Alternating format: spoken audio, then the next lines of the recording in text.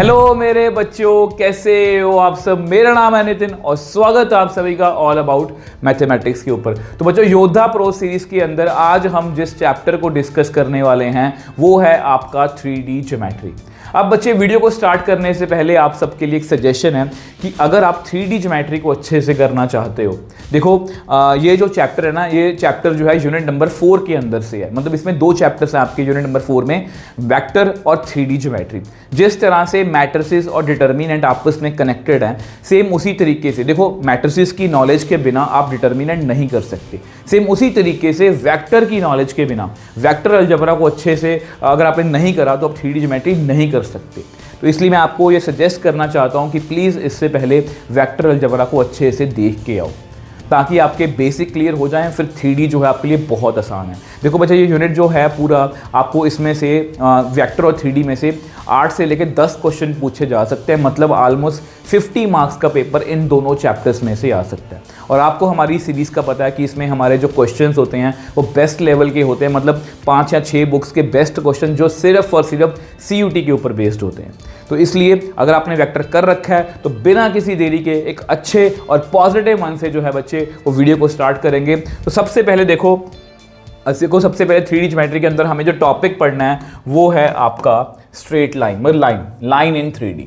ठीक है। अब देखो बच्चे, लाइन में हमें ज़्यादा इसमें डिटेल में नहीं जाना। देखो ये एक लाइन है। देखो बेसिकली ना हमें यहाँ पर लाइन की इक्वेशन पढ़नी है। ठीक है, 3D ज्योमेट्री में। अब ये 3D सिस्टम है आपका। अब ये एक लाइन है, अगर आप देख पा रहे हो तो ये एक लाइन है। ठीक है, L। ठीक, यहाँ पर एक फिक्स्ड पॉइंट है, यहाँ पर एक फिक्स्ड पॉइंट है A, x1, y1, z1 और एक पैरेलल वेक्टर है। देखो इसको मैं थोड़ा सा आपको समझा देता हूँ, देखो अगर मैं आपको बोलूँ कि बच्चे ये ना ये मान लो 2D सिस्टम है। अब ये एक पॉइंट है बच्चों, इसमें से पास होने वाली कोई लाइन बता दो। आप कहोगे सर इसमें से तो इनफाइनाइट लाइन पास हो जाएंगी। यस, बिल्कुल सही है। ठीक है, अगर मैं आपको ये बोल दूं कि इस 2 पॉइंट्स में से एक लाइन पास होने वाली बना दो, तो आपको पता सिर्फ एक ही लाइन ऐसी पास होगी। तो यानी कि ये मिनिमम कंडीशन है। अगर हमें 2 पॉइंट्स मिल जाएं तो हम लाइन की इक्वेशन जो है वो लिख सकते हैं। बाकी ऐसी और भी कंडीशंस हैं। अब 3D में यहाँ पर क्या है, फिर से हमारे पास एक पॉइंट है। ठीक है, अब ये पॉइंट है। अब इस पॉइंट में से गुजरने वाली बहुत सारी लाइंस हैं। बट अगर मैं आपको, देखो इसमें से बहुत सारी लाइंस निकल सकती हैं, बट अगर मैं आपको ये बोल दूं कि इसके साथ साथ एक पैरेलल वेक्टर भी है, एक वेक्टर है। अब मैं आपको अगर बोलूं कि बच्चों एक ऐसी लाइन बनाओ जो इस पॉइंट में से पास हो और इस वेक्टर के पैरेलल हो, तो आपको पता है आप सिर्फ एक ही लाइन यहां पर बना पाओगे। वो लाइन जो है वो कुछ ऐसी होगी। ये देखो जी, अब ये लाइन इस गिवन पॉइंट में से पास भी हो रही है और उसके पैरेलल भी है। तो ये एक ही लाइन होगी और ऐसी कोई भी लाइन हम ड्रॉ नहीं कर सकते। तो ये मिनिमम कंडीशन होगी कि अगर हमें एक फिक्स्ड पॉइंट पता है, अगर बच्चे हमें एक पॉइंट पता है और एक वेक्टर पता है, तो हम लाइन की इक्वेशन जो है वो लिख सकते हैं। लाइन की इक्वेशन होती है r vector is equal to a plus lambda m। Lambda क्या है, यहां पर स्केलर है। अब इसकी मैं डेरिवेशन में नहीं जाऊंगा। अगर आपको डेरिवेशन सीखने हैं तो आप हमारा NCERT वन शॉट कंसीडर कर सकते हो। ठीक है, r vector is equal to a plus lambda m।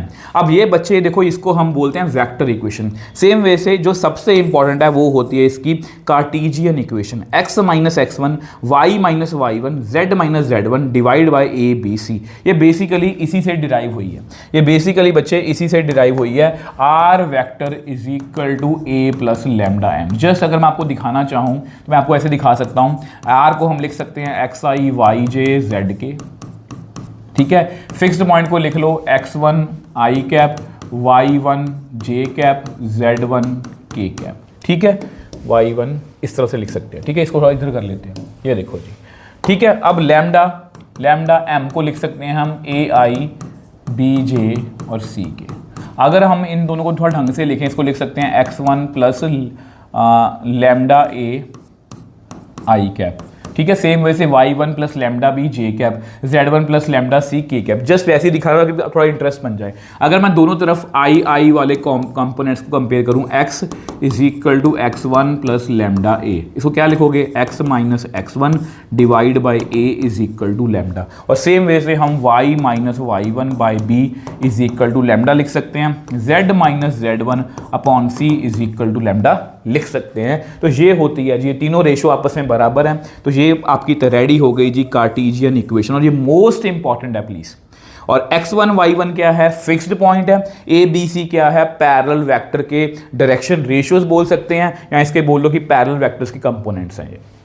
ठीक है, अब ये हो गई बच्चे 1 पॉइंट फॉर्म। अब ये देखो, जैसा कि मैंने आपको यहां पर समझाया था कि अगर मैं एक पॉइंट ले लूं और एक पैरेलल वेक्टर ले लूं तो हम लाइन बना सकते हैं। सेम वे से अगर हमारे पास सपोज पैरेलल वेक्टर नहीं है, हमारे पास 2 पॉइंट्स हैं, तो ऐसे 2 पॉइंट्स में से भी सिर्फ एक ही लाइन पास हो सकती है, तो उसको हम बोलते हैं 2 पॉइंट फॉर्म। ये देखो आपको दिख रहा होगा, ये आपका एक पॉइंट है A1, दूसरा है पॉइंट आपका B, A और B।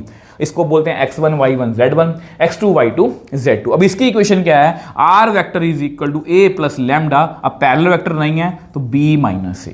ठीक है, सेम वे से कार्टेशियन इक्वेशन क्या है, x minus x1 y minus y1 z minus z1। नीचे क्या था, a b c। ये क्या है, पैरेलल वेक्टर के कंपोनेंट्स। यहां पर पैरेलल वेक्टर की जगह पर क्या है, b और a, x2 minus x1 y2 minus y1 z2 minus z1। Trust में बच्चे, ये दोनों जो हैं, जो मैंने स्टार लगाए हैं, कार्टेशियन इक्वेशन इसकी, कार्टेशियन इक्वेशन इसकी, ट्रस्ट में ये सबसे ज्यादा इंपॉर्टेंट है। तो ये हो गई जी आपकी इक्वेशन ऑफ लाइंस। बस इसके अलावा हमें कुछ नहीं पढ़ना। अब इसके अंदर हमें पढ़ना है एंगल बिटवीन 2 लाइंस। ठीक है, लाइंस का हमारा जो 2 इक्वेशंस थी वो हमारी हो गई हैं। अब पढ़ना है हमें एंगल बिटवीन 2 लाइंस। अब देखो, इसको भी समझ लेते हैं, इसको भी समझ लेते हैं। देखो जैसे बच्चे यहाँ पर 2 लाइंस हैं स्पेस में कहीं पर भी, ये एक लाइन है, ये लाइन आपकी L1 है, और ये आपकी लाइन जो है, ये सपोज लाइन जो है आपकी, इसको यहाँ पर ड्रॉ करते चलो, ये लाइन जो है ये आपकी L2 है। ठीक है, अब ये इसका भी पैरेलल वेक्टर होगा कुछ, इसका भी जो ऐसे बाद में बना दें। अब देखो बात, मान लो बच्चे, हमें इनके बीच में बच्चे एंगल फाइंड करना है सपोज। तो ये वाला एंगल जो है वो हम फाइंड करना चाहते हैं कि इनके बीच में एंगल कितना है। तो बेसिकली क्या है, आपको पता है कि इस लाइन का पैरेलल वेक्टर कुछ होगा m1, ठीक है, और इस लाइन का भी पैरेलल वेक्टर होगा m2। अब ये इसके पैरेलल, ये इसके पैरेलल, तो अगर मैं इनको बस बच्चे आपस में इंक्रीज करूँ ना, तो जो इनके बीच में एंगल है वही लाइन के बीच में एंगल होगा। मैं आपको ये समझाना चाहता हूँ कि मतलब जो 2 पैरेलल वेक्टर्स के बीच में एंगल है वही हमारा लाइन के बीच में एंगल है। तो यहाँ पर मैंने वही लिखा है, r is equal to a1 plus lambda m1। ये पहली लाइन है। दूसरी लाइन है a2 प्लस म्यू m2। जानबूझ के 2 अलग लाइंस जो है मैंने लिखी हैं। तो अगर एंगल मुझे निकालना है तो मैं इनके पैरेलल वेक्टर्स के बीच में एंगल निकाल लूंगा। और वेक्टर्स के बीच में एंगल निकालना हमने लास्ट वीडियो में सीखा है वेक्टर अलजेब्रा में। फॉर्मूला क्या है, cos theta m1 dot m2 divide by m1 का मॉड m2 का मॉड। तो ये आपकी वेक्टर फॉर्म है। अब इसी को अगर उन्होंने कार्टेशियन में लिखना हो ताकि हमें रीजन असर्शन में दिक्कत ना आए, वैसे तो ये सफिशिएंट है, ये इंपॉर्टेंट है, बट अगर आपको कई बार रीजन असर्शन में लिखा आ जाए कि एंगल हम ऐसे भी फाइंड कर सकते हैं तो लिख लेना। देखो m1 मैंने क्या लिखा था यहाँ पर, a1 b1 c1, ठीक है। m2 क्या होगा, a2 b2 c2। डॉट करो कितना आएगा, a1 a2 b1 b2 c1 c2। m1 का मॉड कितना आएगा, a1 square b1 square c1 square under root. m2 का मॉड कितना आएगा, a2 square b2 square c2 square under root. तो इस तरह से ये कार्टेशियन फॉर्म है। ये इतनी इंपॉर्टेंट में नहीं है, मैं आपको साफ साफ बोल रहा हूँ, ये ज़्यादा इंपॉर्टेंट है, ठीक है। Angle in terms of direction को साइंस, ये बहुत ज़्यादा इंपॉर्टेंट है क्योंकि ये जो टॉपिक मैं आपको दिखा रहा हूँ ये वाले, ये बुक में नहीं है, ठीक है, एनसीईआरटी में नहीं है। तो अगर हमें 2 मतलब कि लाइंस के डायरेक्शन को साइंस गिवन है ना, तो हम L1 L2 M1 M2 plus N1 N2 का मॉडुलस करके कॉस थीटा के बराबर रखेंगे ना, तो हमें एंगल लाइन का जो है वो मिल जाएगा। अगर 2 लाइंस परपेंडिकुलर है तो ऑब्वियसली बात है वेक्टर्स के बीच में भी एंगल कितना होगा, 90 होगा ना। तो डॉट कितनी होगी, 0। तो यहाँ मैंने वही लिखा हुआ है, a1 a2 b1 b2 c1 c2 is equal to 0। या इसको आप ऐसे भी पढ़ सकते हो कि m1 और m2 की डॉट कितनी होगी, 0। अगर 2 वेक्टर्स आपस में डॉट 0 है, मतलब वेक्टर्स क्या है, परपेंडिकुलर, तो मतलब लाइंस क्या होंगी, परपेंडिकुलर। अगर 2 लाइंस पैरेलल हैं, ये बहुत इंपॉर्टेंट है, जो हमने वेक्टर्स में भी करा था कि 2 वेक्टर्स को लीनियर है या पैरेलल है, उनकी रेशियो क्या है, same, a1 by a2 b1 by b2 c1 by c2। तो एंगल वाला भी हमने कंसेप्ट जो है यहाँ पर सीख लिया। अब इसके बाद बच्चे हमें सीखना है, इसके बाद हमें सीखना है शॉर्टेस्ट डिस्टेंस, ठीक है। ये क्वेश्चन डायरेक्टली पेपर में आपको आए हुए हैं, आपको सीयूटी में भी आए हुए हैं, क्योंकि शॉर्टेस्ट डिस्टेंस कैसे फाइंड करना है। तो सबसे पहले देखो बच्चे, आपको पता होना चाहिए कि ये आपके 2 फॉर्मूलास हैं शॉर्टेस्ट डिस्टेंस के। ये दोनों फॉर्मूलास ही हमें याद करना है, डेरिवेशन में नहीं जाना हमें, ठीक है। अब देखो यहाँ पर यहाँ मैंने चीज लिखी है स्क्यू लाइंस, यहाँ पर मैंने लिखा है पैरेलल लाइंस। अब बच्चे ऑब्वियस सी बात है, पैरेलल लाइंस को आप जानते हो कि अगर 2 लाइंस पैरेलल हैं तो उनके बीच में डिस्टेंस कैसे निकालना है। तो ये देखो जी, पहली लाइन में लिखी है r vector is equal to a1 plus lambda m, r vector is equal to a2 plus mu m। m vector जो हैं दोनों के सेम है, एक दूसरे के स्केलर मल्टीपल है, तो इसलिए ये पैरेलल है, क्योंकि हमें खुद देखना है। अगर ये पैरेलल है तो फॉर्मूला क्या है, m cross A2 minus A1 divide by m का मॉड और फिर होल का मॉडुलस, क्योंकि आपको पता है यहाँ पर अगर हम क्रॉस करेंगे तो हमें वेक्टर मिलेगा, वेक्टर का हमें मैग्नीट्यूड निकालना पड़ेगा, तब जाके हमें शॉर्टर डिस्टेंस जो है वो मिल पाएगा। अब बच्चे स्क्यू लाइंस क्या होती हैं? अब देखो आपने ये सुना होगा कि लाइंस जो हैं, अगर आपने 2D सिस्टम में सुना होगा कि अगर लाइंस पैरेलल हैं तो ठीक है, वो आपस में कभी भी कट नहीं करेंगी, बट अगर लाइंस पैरेलल नहीं है 2D सिस्टम में क्या होता है, देखो ये लाइंस पैरेलल है, ये आपस में कभी भी कट नहीं करेंगी, बट अगर दो लाइंस पैरेलल नहीं है, कुछ इस तरह से हैं, तो अब भी सी बात है, हम बोलते हैं कि कभी ना कभी आगे जाके किसी ना किसी को कट कर देंगे। बट स्क्यू लाइंस कौन सी होती हैं? जो ना parallel, neither parallel nor intersecting, not intersect. तो ऐसी लाइंस कैसे पॉसिबल है? तो बच्चे ऐसी लाइंस जो हैं वो स्पेस में पॉसिबल है। मैं आपको दिखा भी देता हूं कि किस तरह से हमें इसको करना है। जैसे ये सपोज ये मेरा ये एक लाइन जा रही है स्पेस में, ठीक है, ये लाइन जा रही है स्पेस में। अब यहाँ पर एक और मार्कर मैंने लिया, ठीक है। अब ये जो है ये दो लाइंस है, ये आपस में ऑब्वियसली पैरेलल नहीं, पैरेलल होने के लिए ऐसे होंगे ये। अब ये पैरेलल नहीं है, बिल्कुल भी पैरेलल नहीं है। अब ये आपस में इधर उधर हो सकती है, क्योंकि इधर इसकी लेंथ इंक्रीज डिक्रीज हो सकती है, इसकी लेंथ इधर उधर डिक्रीज हो सकती है, इंक्रीज एंड डिक्रीज हो सकती है। तो यानी कि ये कभी भी आपस में कट नहीं करेंगी। तो ऐसी लाइंस को हम क्या बोलते हैं? स्क्यू लाइंस है, ठीक है। तो अब ये ऑब्वियसली दो अलग अलग लाइंस हैं, A1 plus lambda M1, A2 plus mu M2। तो इसका फॉर्मूला क्या है? M1 क्रॉस M2 क्रॉस करना है, dot A2 minus A1 divide by M1 cross M2 का मॉडुलस, फिर होल का मॉडुलस। तो ये फॉर्मूलाज बच्चे आपको याद करने हैं। और ये क्वेश्चन जो है बच्चे पेपर में 2025 में भी आया था कि इन दोनों लाइंस के बीच में शॉर्टेस्ट डिस्टेंस जो है वो बताओ, डायरेक्टली आया था। अब बच्चे यहाँ से मैं जो काम स्टार्ट कर रहा हूँ ये बिल्कुल भी NCERT में नहीं है। अगर आपने मेरे से पहले ही कभी पढ़ा है तो मैं 3D बच्चों को हमेशा बोलता हूँ कि ये पॉइंट ऑफ इंटरसेक्शन वाला क्वेश्चन जरूर करके जाना है। तो यहाँ पर मैंने देखो ये याद रखना, अब ये मेरी लैंग्वेज यही रहेगी कि ये पॉइंट ऑफ इंटरसेक्शन वाला क्वेश्चन है। अगर दो लाइंस के बीच में मुझे पॉइंट ऑफ इंटरसेक्शन निकालना, जो कि 2D सिस्टम में बहुत ईजी हुआ करता था, 3D सिस्टम में कैसे करना, तो वो मैंने यहाँ पर समझाया। अब यहाँ पर एक लाइन लिखी है मैंने जो कि स्टैंडर्ड फॉर्म में है, ठीक है, कार्टेशियन फॉर्म में है। यहाँ पर एक और लाइन लिखी है मैंने, इसको रखो जी लैम्डा के इक्वल। तो कितना आएगा? 3 lambda minus 1, 5 lambda minus 3, Z की वैल्यू कितनी आएगी? 7 लैम्डा माइनस 5। सेम वे से mu plus 2, 3 mu plus 4, 5 mu plus 6। तो मैंने इसको पता क्या बोलते हैं? एम जो है इसको पता क्या बोलते हैं? Any point on line. ये basically any point on line है। अब चेक कर लो, any point on line L1 any point है। एनी पॉइंट कैसे है? लैम्डा की डिफरेंट वैल्यूज आई जाएंगी, तो सभी पॉइंट्स जो हैं वो ऑब्वियसली बात है इस लाइन पर आएंगे, ठीक है। ये दो मैंने पॉइंट्स निकाल लिए। If lines intersect each other than M and N should be same. बच्चे अगर लाइंस जो हैं वो इंटरसेक्ट कर रही हैं या करने वाली हैं या जो भी है, तो M और N क्या होने चाहिए? सेम होने चाहिए। इसको हम कैसे चेक करेंगे? हम क्या करेंगे? Solve them and find the value of lambda. हम देखो यहाँ पर ना इनको कंपेयर करेंगे, हम क्या करेंगे? इनको बराबर रख लेंगे कि 3 लैम्डा, हम ये सपोज करेंगे कि लाइंस जो है वो इंटरसेक्ट कर रही हैं। 3 लैम्डा प्लस 1 जो है वो इसके इक्वल है, म्यू प्लस 2 के। ये देखो जी 3 लैम्डा माइनस 1 म्यू प्लस 2 के इक्वल है।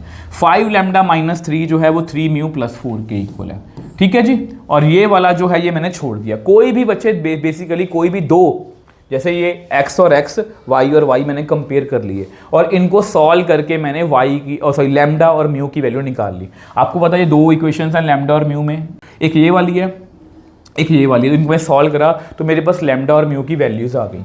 Put these values in third equation ये पड़ी 3 lambda 7 lambda minus 5, 5 mu plus 6। अगर ये दोनों लैम्डा की वैल्यू इसमें फिल करने से और म्यू की वैल्यू उसमें फिल करने से ये सेटिस्फाई हो जाती है, मतलब ये सेटिस्फाई इक्वेशन हो जाती है कि लेफ्ट हैंड साइड और राइट हैंड साइड इक्वल आ जाते हैं, तो हम बोलेंगे कि लाइंस जो है वो इंटरसेक्ट कर रही हैं। अगर ये सेटिस्फाई नहीं होते तो हम बोलेंगे कि लाइंस जो है वो इंटरसेक्ट नहीं कर रही, ठीक है। प्लीज़ ये याद रखना, क्योंकि ना अगर आप मतलब कि देखो आप बोलोगे कि सर हम देखो बहुत से बच्चों को ना ये क्वेश्चन होता है कि सर हमें ये करना ही क्यों है?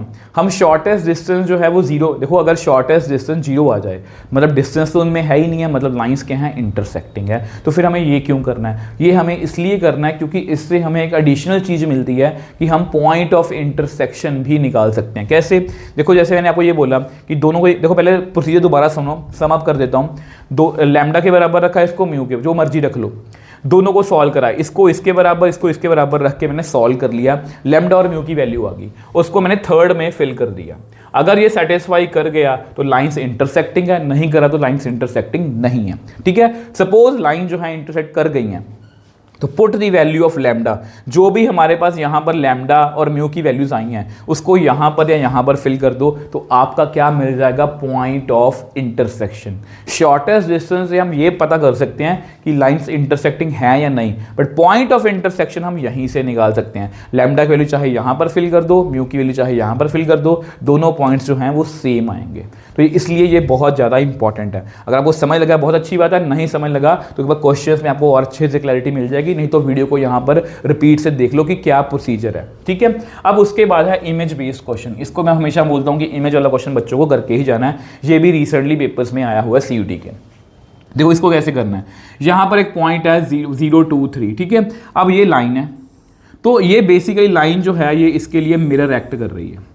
ये लाइन जो इस पॉइंट के लिए, ऑब्वियस सी बात है, ये इसकी इमेज है P1 ABC। ठीक है, ये मैंने इमेज लिखा हुआ है। अब देखो इसका प्रोसीजर समझ लो कैसे कैसे करना है। हम क्या करेंगे, एनी पॉइंट ऑन लाइन, तो ये कितना आएगा 5 लैम्डा -3, 2 लैम्डा +1, 3 लैम्डा -4। उसके बाद हम डायरेक्शन रेशियोज, देखो बेसिकली ये M पॉइंट है, ये M पॉइंट आया एनी पॉइंट ऑन लाइन। ठीक है, तो मैंने डायरेक्शन रेशियोज ऑफ PM निकाल लिए, डायरेक्शन रेशियोज ऑफ PM। यहाँ पर अगर हम बच्चे डायरेक्शन, देखो मैंने डायरेक्शन रेशियोज लिखा है। अगर आपको डायरेक्शन रेशियोज भी समझ में नहीं आ रहा, देखो P और M, आपको याद है PM वेक्टर हम कैसे निकालेंगे, M में से P को माइनस कर दो, M में से P को माइनस कर दो। M कितना है, 5 लैम्डा -3 -0, 2 लैम्डा +1 -2, 3 लैम्डा -4 -3, तो इस तरह से ही आएगा। अब देखो हमारे पास डायरेक्शन रेशियोज आ गए PM के। अब आपको पता है कि PM जो वेक्टर है वो लाइन के क्या है, परपेंडिकुलर है, वो लाइन के क्या है, परपेंडिकुलर है। तो इसका मतलब अगर इनके परपेंडिकुलर, इनकी डॉट कितनी होगी, 0। तो लाइन का जो पैरेलल वेक्टर है वो कितना है, 5 2 और 3। तो 5 की मैंने डॉट जो है 5 लैम्डा -3 के साथ, 2 जो है 2 लैम्डा -1 के साथ, 3 लैम्डा, उसके साथ मैंने डॉट कितनी कर दी, 0। तो वहां से लैम्डा की वैल्यू आ गई 1। तो अब लैम्डा की वैल्यू जो है 1 आई है, उसको मैंने M पॉइंट में जो है यहां पर फिल कर दिया, तो मेरे पास आ गया 2 3 एंड -1। ठीक है, 2 3 एंड -1। तो ये M पॉइंट जो है बच्चे, ये हमारा मेन मतलब गोल है हमारा। ये बेसिकली क्या है, ये है आपका फुट ऑफ परपेंडिकुलर। ठीक है, अब इसके बाद जो मर्जी क्वेश्चन पूछ ले, लेंथ ऑफ PM, अगर मुझे P पता है और M भी पता है तो मैं डिस्टेंस इसका निकाल लूंगा, तो लेंथ ऑफ PM आ गई। इक्वेशन ऑफ PM, अब मुझे P पॉइंट भी पता है, M पॉइंट भी पता है, तो दो पॉइंट में से निकलने वाली लाइन की इक्वेशन मैं लिख सकता हूं, x - x1 x2 - x1, y - y1 upon y2 - y1 और z - z1 upon z2 - z1। Image of point P, ये बहुत ज़्यादा इंपॉर्टेंट, ये पेपर में आपको क्वेश्चन आया हुआ है। इमेज कैसे निकालेंगे, अब मुझे पता कि ये पॉइंट जो है वो 2 3 -1 है, तो a + 0/2, आपको पता है मिड पॉइंट फॉर्मूला, a + 0/2 कितना, किसके बराबर होगा, 2 के बराबर होगा। b + 2/2 किसके बराबर होगा, 3 के बराबर होगा। c + 3/2 किसके बराबर होगा, -1 के। तो इस तरह से हम a b c की वैल्यूज जो हैं वो निकाल सकते हैं। तो ये क्वेश्चन भी पर्टिकुलर क्वेश्चन, देखो क्यों आपको पॉइंट ऑफ इंटरसेक्शन वाला और ये इमेज वाला क्वेश्चन आपको आना ही चाहिए, और 3D में ज़्यादा कुछ नहीं है। अब यहाँ पर मैं जो भी चीज़ें आपको बताने वाला हूँ, वो आपको CUT में बहुत ज़्यादा काम आने वाली हैं। यहाँ पर मैंने लिखा है मोस्ट इंपॉर्टेंट कंसेप्ट। इसका मतलब ये है कि ये आपकी ना स्टैंडर्ड फॉर्म है। स्टैंडर्ड फॉर्म मतलब ये basically x - x1/a, y - y1/b, ये आपकी स्टैंडर्ड इक्वेशन है। अब पेपर में आपको ऐसा कुछ क्वेश्चन आ सकता है, ठीक है। अब वो आपसे पूछ सकते हैं कि इसका फिक्स्ड पॉइंट कितना है, ऐसे मगर आपको नॉलेज होनी चाहिए। मैं ये नहीं बोल रहा कि आपसे वो ये पूछेंगे कि इसका फिक्स्ड पॉइंट बता दो, बट आपको नीड होगी क्वेश्चंस में कि इसका फिक्स्ड पॉइंट कितना है। तो हमें याद रखना कि इसको हमें स्टैंडर्ड फॉर्म से कंपेयर करना है। ये मैंने स्टैंडर्ड फॉर्म में लिख के बताया, एक्स में ये बिल्कुल सही है। ये देखो y + 2 है, यहाँ पर कितना है, माइनस है, तो y - -2/3, z -2, यहाँ फिक्स पॉइंट कितना हुआ, 1 - 2 और 4, और ये क्या है, डायरेक्शन रेशियोज, मतलब आपके 2 3 5। ये देखो x - 1 y + 2 z - 3, इसको मैं नीचे कुछ नहीं है तो मैं इसके अपने आप लिख लिया 1 1 1। तो इसका फिक्स्ड पॉइंट कितना हुआ, 1 - 2 एंड 3, और डायरेक्शन रेशियोज कितने हुए, 1 1 1। इसको देख लो जी, यहाँ पर इसमें x/1 है, y/2 है, z/3 है, तो यहाँ पर फिक्स्ड पॉइंट कितना है, मैंने अपने तरफ लिखा 0 0 0 0, और डायरेक्शन रेशियोज कितने हैं, 1 2 3। ये बहुत ज़्यादा इंपॉर्टेंट है ये वाला। आपको ऐसे भी आएगा, ठीक है। तो यहाँ पर देखो 2x + 1 लिखा हुआ, सबसे पहले मैंने जो है यहाँ पर बेसिकली इसको कैसे सॉल्व करा है, मैंने 2 इसमें से कॉमन ले लिया, अंदर कितना आएगा 2x + 1/2 डिवाइड बाई 3। अब इस 2 को नीचे हटाना पड़ेगा, ऊपर वाले को लिखना पड़ेगा x - 1/2 डिवाइड बाई 3/2, इस तरह से हमें लिखना है। सेम वे से इसको भी इसका माइनस एडजस्ट करेंगे, सेम वे से इसका 3 एडजस्ट करेंगे। तो अब हमारा जो डायरेक्शन रेशियोज, अगर आपको पूछे कि इसके डायरेक्शन रेशियोज बता दो, आप बोलोगे 3, 4, 5, ये गलत है। इसके डायरेक्शन रेशियोज बच्चे कितने हैं, 3/2, 4 एंड 5/3। फिक्स पॉइंट कितना है, -1/2, 1 एंड -1। तो इस तरह से बच्चे ये आपको बहुत ज़्यादा हेल्प कर सकती है, ठीक है। अब जो मैंने आपको हमेशा प्रॉमिस करता हूँ कि CUET के लिए स्पेशल अपडेट्स हैं जो आपको क्वेश्चन सॉल्व करने में काफ़ी हेल्प करेगा, काफ़ी चीज़ें हैं इसमें।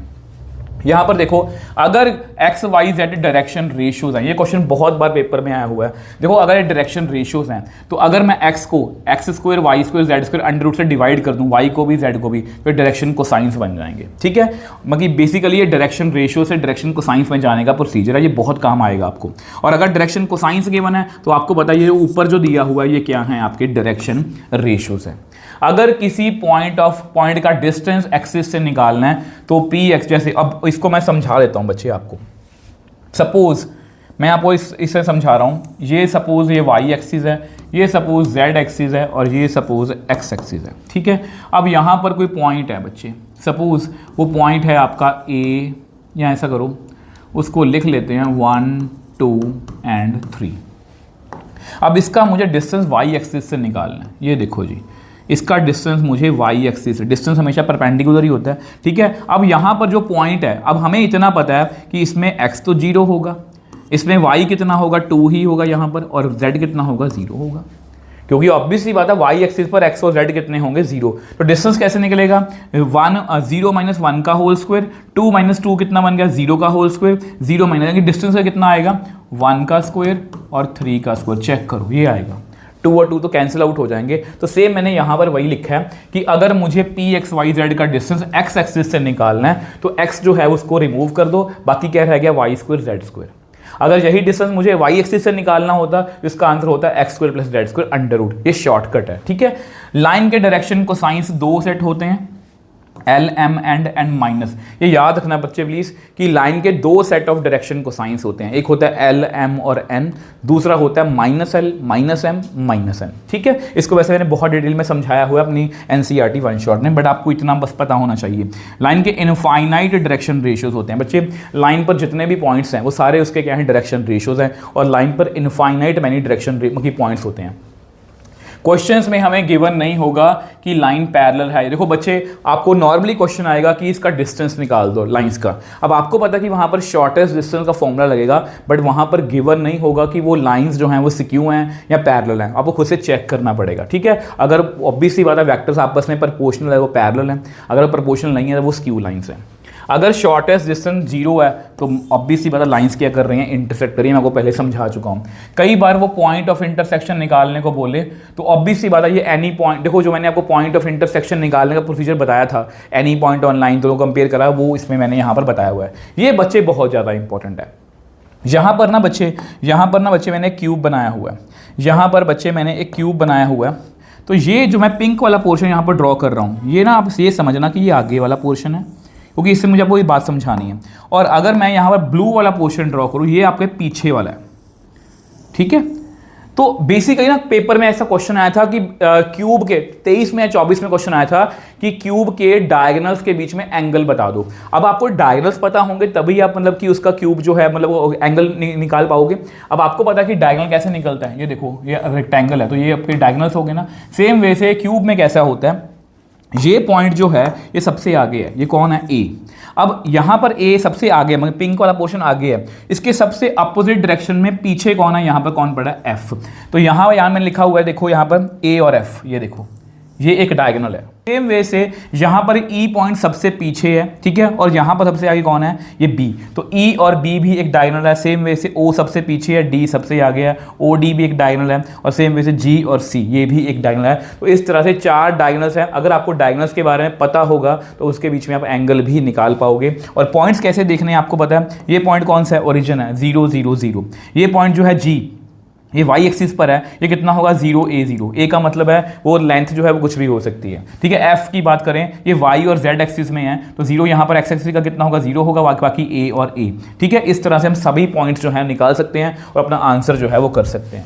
अब आगे बच्चे लास्ट है distance between point and line. कई बार आपको पेपर में क्वेश्चन आएगा कि इस पॉइंट का इस लाइन के साथ बच्चे डिस्टेंस निकाल दो, ठीक है। अब पॉइंट का लाइन के साथ डिस्टेंस निकालने का एज सच कोई फॉर्मूला नहीं है, बट अगर हम ये सपोज कर लें कि इस पॉइंट में से भी एक लाइन पास कर रही है, तो दो लाइंस आपस में क्या होंगी, पैरेलल होगी। तो पैरेलल लाइंस वाला फॉर्मूला यूज करके हम पॉइंट का लाइन के साथ डिस्टेंस जो है वो निकाल सकते हैं। आपको पता है यहां पर जो भी पॉइंट होगा वो क्या होगा A2, इस लाइन पर जो भी पॉइंट होगा वो क्या होगा A1, ठीक है, फिक्स्ड पॉइंट जो भी होगा। तो A1 और A2 minus A1 cross M, parallel vector कौन सा होगा, लाइन का हमारा पैरेलल वेक्टर, ठीक है, लाइन का हमारा पैरेलल वेक्टर यहां पर काम आ जाएगा, डिवाइड बाय M का मॉडुलस। तो इस तरह से हम distance between point and line जो है वो निकाल सकते हैं, और ये सब कुछ हमारा था बच्चे CUET के लिए। अब बच्चे हम रेडी हैं, हमें जितना भी टाइम लगा है पर हमने बेसिक अच्छे से सीख लिया, और अगर आपने सीख लिया ना अच्छे से, अब आप क्वेश्चंस का लेवल देखना, आपको बहुत अच्छे लेवल के क्वेश्चंस जो हैं वो मिलने वाले हैं। सबसे पहले क्वेश्चन को पढ़ते हैं। अब देखो बच्चे, ये फर्स्ट क्वेश्चन है, a line makes an angle of 3π/4 π/3 and theta with positive direction of X Y and Z axis respectively. तो थीटा की वैल्यू पूछी है। सेम यही क्वेश्चन हमने वेक्टर्स के अंदर भी करा था। हमें पता है कि डायरेक्शन को साइंस का ना एक फॉर्मूला होता है, cos square alpha cos square beta plus cos square gamma is equal to 1। अब यहाँ पर cos स्क्वायर अल्फा कितना है आपका 3π/4, cos स्क्वायर बीटा कितना है आपका cos square π/3 plus cos square theta is equal to 1। अब cos 135 की अगर मैं बात करूं तो cos 3π/4, तो कितना बना cos 135। इसको आप क्या लिख सकते हो, इसको लिख सकते हो cos 180 माइनस 45। 180 पे क्या होता है, नो चेंज, cos का cos रहेगा, क्योंकि सेकंड क्वाड्रेंट में cos नेगेटिव होता है, तो इसकी वैल्यू आएगी -1/√2।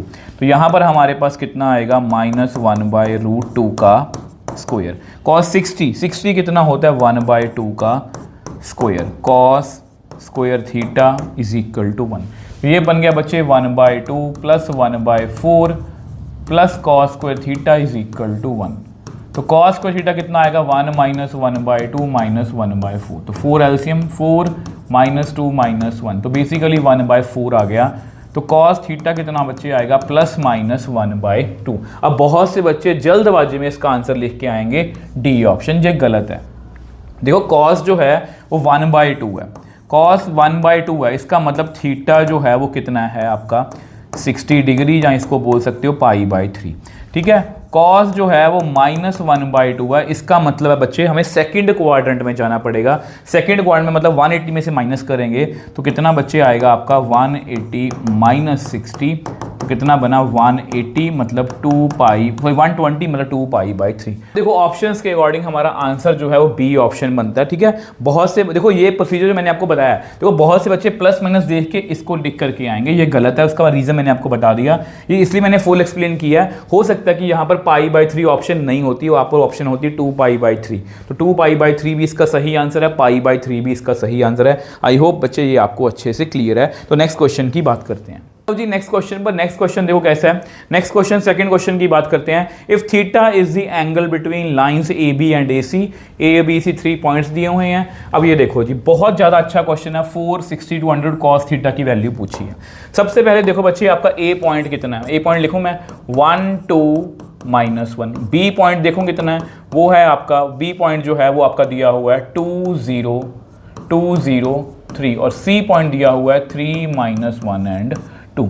अगर मैं ए बी मतलब कि लाइन को लिखने की कोशिश करूं, या ए बी लिखने की कोशिश करूं लाइन को, तो ए बी लाइन किस तरह से आएगी, इसके डायरेक्शन रेशियोज कैसे आएंगे, या इसको वेक्टर कैसे लिखें 2 -1 1 0 -2 -2 3 -1 4, ठीक है। सेम वे से ए सी को कैसे लिखेंगे, ए और सी में से 3 में से 1 गया 2, -1 में से -2 गया -3, और 2 में से -1 गया 3।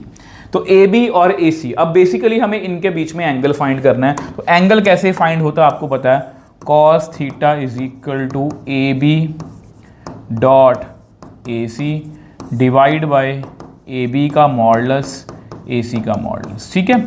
अब ए बी डॉट AC। उसकी बात करते हैं तो 2 1s are 2 plus 6 4 3s are 12। नीचे कितना आएगा, नीचे आएगा 1 प्लस 4 प्लस 16। उसके नीचे कितना आएगा, ये आएगा 4 प्लस 9 प्लस 9। ठीक है जी। अब यहाँ पर हमारे पास कितना बन गया, हमारे पास बना ऊपर 12 6 18 और 2 20। 20 डिवाइड बाय ये कितना बना 21 और ये कितना बना 22। ठीक है। अब 22 और 21 को अगर सेम अंडर रूट में करें तो इसका आंसर जो है बच्चे वो आएगा 462 अंडर रूट। तो बच्चे इसका आंसर जो है कि कॉस थीटा की वैल्यू आएगी हमारे पास 20 अपॉन, इसको एक ही अंडर रूट में करेंगे अगर हम इसको अगर हम एक ही अंडर रूट में करें तो मेरे पास आएगा 20 अपॉन 462। इसको उधर ले जाओ तो यहाँ पर इसकी वैल्यू हमारे पास कितनी बच्चे आ गई 20। मतलब देखने में काफ़ी मुश्किल क्वेश्चन लगा था बट एक्चुअल में ये बहुत ज़्यादा आसान है। तो ए ऑप्शन जो है इसका राइट आंसर है। ठीक है। तो ऐसे क्वेश्चन बच्चे आपकी प्रैक्टिस में होने चाहिए। सेम वे से नेक्स्ट क्वेश्चन की बात करते हैं, इक्वेशन ऑफ स्ट्रेट लाइन। बहुत ही ज़्यादा अच्छा क्वेश्चन। देखो मैंने बेस्ट क्वेश्चन मतलब जो CUT के ऊपर बेस्ड है वो उठाने की कोशिश किया और ये कोई भी क्वेश्चन सिंपल नहीं रखा। मतलब ऐसे क्वेश्चन है जिनसे आपको 2-3 कंसेप्ट सीखने को मिले। जैसे ये क्वेश्चन है, equation of straight line making an angle 60 60 and 45 with positive direction of x axis. तो वो लाइन किससे पास कर रही है 2 1 1 2 1 1 से। ठीक है। सबसे पहले आपको पता है कि L की वैल्यू कितनी होती है cos 60। cos 60 कितना होता है 1/2। M की वैल्यू कितनी होती है cos बीटा मतलब 60 कितनी आएगी 1/2। N की वैल्यू कितनी होती है cos 45 मतलब 1/√2।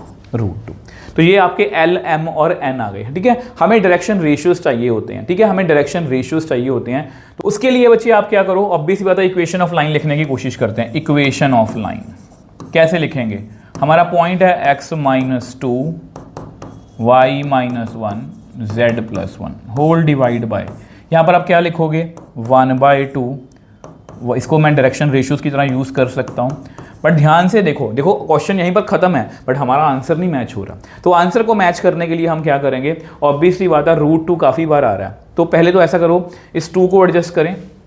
इस 2 को अगर एडजस्ट करेंगे तो इस तरह से बनेगा 2x - 2 2y - 1 √2 z + 1। इस तरह से मैंने कर लिया। ठीक है। अब यहाँ पर अगर हम देखें तो यहाँ पर है √2 मतलब बहुत सारे आंसर्स में। तो ऐसा करते हैं, अगर मैं बच्चे देखो ऑब्वियसली बात है ये आंसर, ये देखो ये भी आंसर सही है, ये भी आंसर सही है बट हमारा आंसर मैच नहीं कर रहा। अगर मैं 2 से इनको डिवाइड करूं सबको, अगर मैं 2 से डिवाइड करूंगा तो x माइनस, देखो अगर मैं इसको सबको 2 से डिवाइड कर सकता हूं सभी रेशियोज को, रेशियोज हमारी, तो कितना बनेगा 2/2 1 2/2 1। ठीक है। तो यहाँ पर अगर देखो x - 2 को अगर अकेले रखना है तो y - 2 के साथ कुछ है तो उसे 2 से हमें डिवाइड नहीं करना है इसको, कि आंसर मैच करना हमें सीखना है। ठीक है। तो हम क्या करेंगे, तो हम बच्चे क्या करते हैं, इसको ऐसा करते हैं। अब यहाँ पर इसका मतलब √2 से कुछ बात बनेगी। अब मैं इसको डिवाइड कर रहा हूँ √2 से,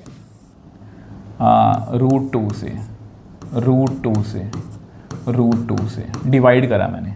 तो मेरे पास ऊपर कितना बचा, मेरे पास ऊपर बचा √2 x - 2, ऊपर कितना बचा √2 y - 1 और = z + 1। अब देखो किससे मैच कर रहा है, √2 x - 2 √2 - z + 1। तो ए ऑप्शन जो है वो इसका राइट आंसर है। मतलब इस तरह से हमें क्वेश्चंस करने हैं और ये ट्रस्ट में बहुत ज़्यादा अच्छा लेवल का क्वेश्चन है। तो ऐसे क्वेश्चन आपको प्रैक्टिस में रखने हैं अपने।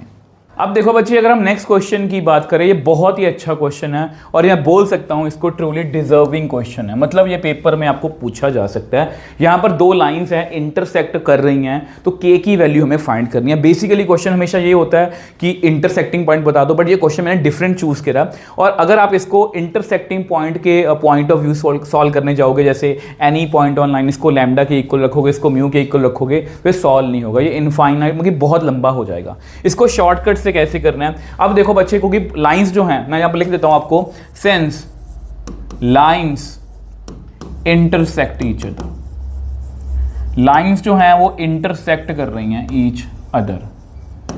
ठीक है। अगर लाइंस जो है इंटरसेक्ट कर रही हैं तो शॉर्टेस्ट डिस्टेंस जो है वो कितना होना चाहिए, 0। अब शॉर्टेस्ट डिस्टेंस का फॉर्मूला, अब यहाँ पर हमें लाइंस के बारे में कुछ नहीं पता ये पैरेलल हैं या स्क्यू हैं, क्योंकि यहाँ पर जो है वो ऑब्वियस सी बात है m1 और m2 के बारे में हमें क्लियर कट आइडिया नहीं है। तो मैं इसको जो है शॉर्टेस्ट डिस्टेंस का ये वाला फॉर्मूला ही बाय डिफ़ॉल्ट जो है वो लगाऊंगा। ठीक है। अब ऑब्वियस सी बात है बच्चे, मैं आपको ये इसलिए बता रहा हूँ ताकि आपको पेपर में जल्दी सॉल्व हो पाए। अब इसको अगर मैं ये नंबर है इसको मैं उधर लेके जाऊँगा तो 0 बन जाएगा। तो यानी कि मुझे बेसिकली ये करना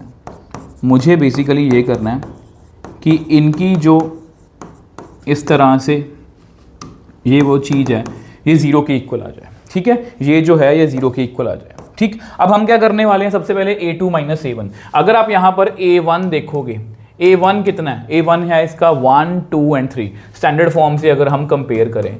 सेम वे से अगर मैं a2 देखूं, a2 कितना है तो 2 3 एंड 1। ठीक है जी। अब सेम वे से m1 अगर मैं देखूं तो m1 कितना है k 2 एंड 3, और अगर मैं m2 देखूं, m2 है आपका 3 k एंड 2। अब यहाँ पर हम सबसे पहले करेंगे a2 माइनस a1। तो a2 माइनस a1 कितना आएगा, 1 1 एंड माइनस 2। ठीक है, 2 में से 1 गया, 3 में से 2 गया, 1 में से 3 गया। अब m1 क्रॉस m2 भी फाइंड कर लेते हैं, m1 cross m2।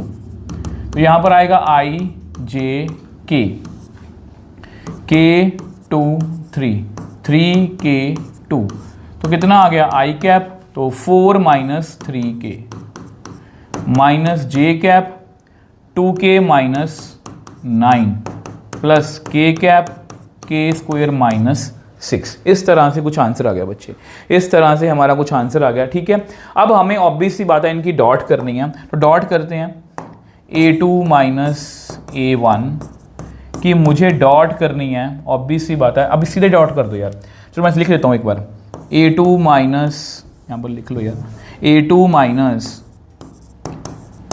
Minus a1 dot, ठीक है, m1 क्रॉस m2।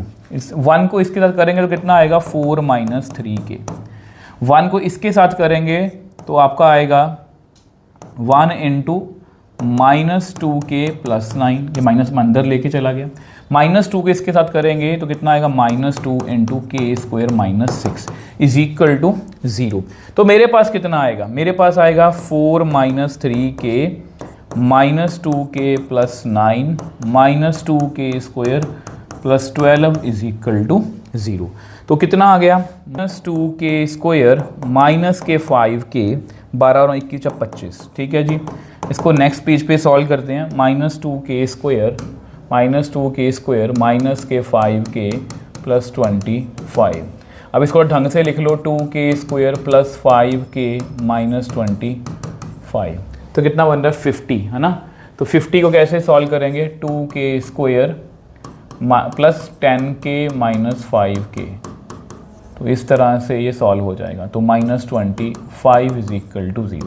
2 के कॉमन ले लो, अंदर आ गया k प्लस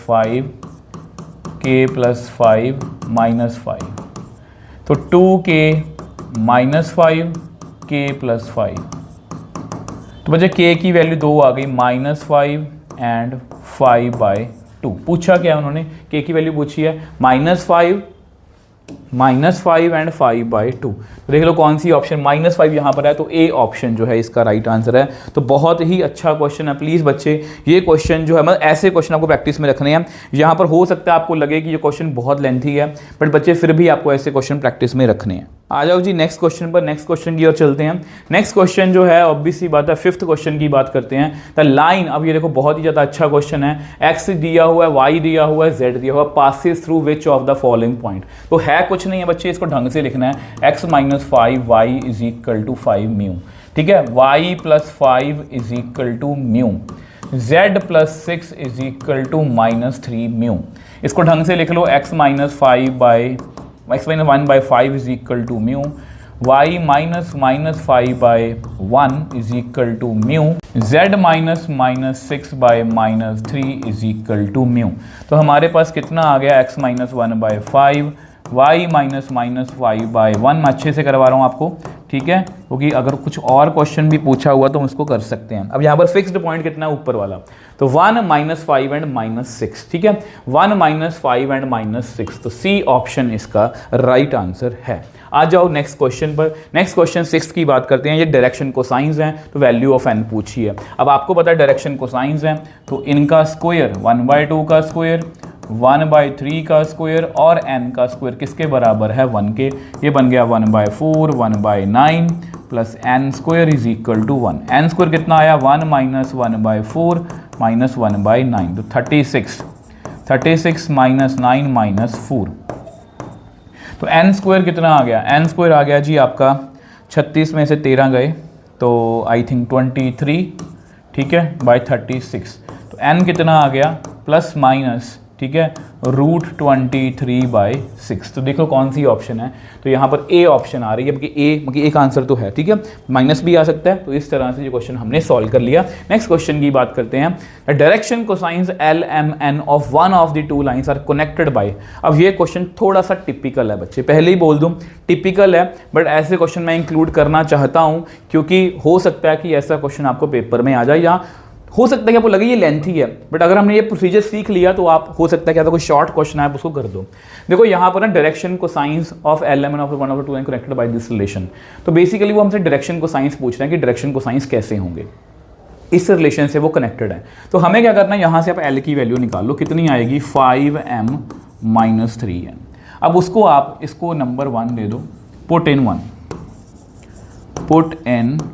जैसे ही आप इसको 1 में पुट करते हो तो हमारे पास कितना आएगा 7 × 5m - 3n का whole square plus 5m square - 3n square is equal to 0। तो यहाँ पर आएगा 25m square plus 9n square 2ab, 2 5 10 30 - 30mn plus 5m square - 3n square is equal to 0।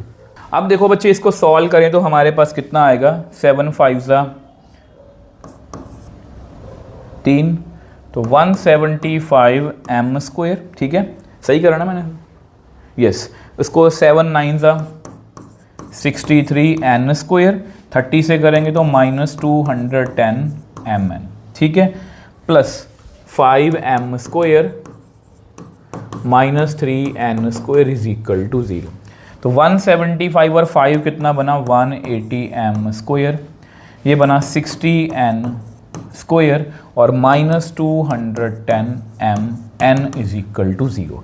अब बच्चे हमारे पास कुछ ऐसी इक्वेशन आ गई है, तो इसको और सॉल्व करें, इसमें 60 कॉमन लें, नहीं 60 नहीं, इसमें से 30 कॉमन आ सकता है, ये आएगा 6m स्क्वायर, ये आएगा 2n square 7mn is equal to 0, ठीक है, तो ये आ गया। अब देखो बच्चे इसको मैं नेक्स्ट पेज पे लिख के दिखाता हूँ। हमारे पास बना 6m square plus 2n square और -7mn, ठीक है। अब इसको अगर मुझे सॉल्व करना हो, मैं जस्ट आपको एक रफ आइडिया बता रहा हूँ, आप क्या करो, put n is equal to 1, ठीक है। तो मेरे पास कितना बन गया 6m स्क्वायर प्लस 2 -7m।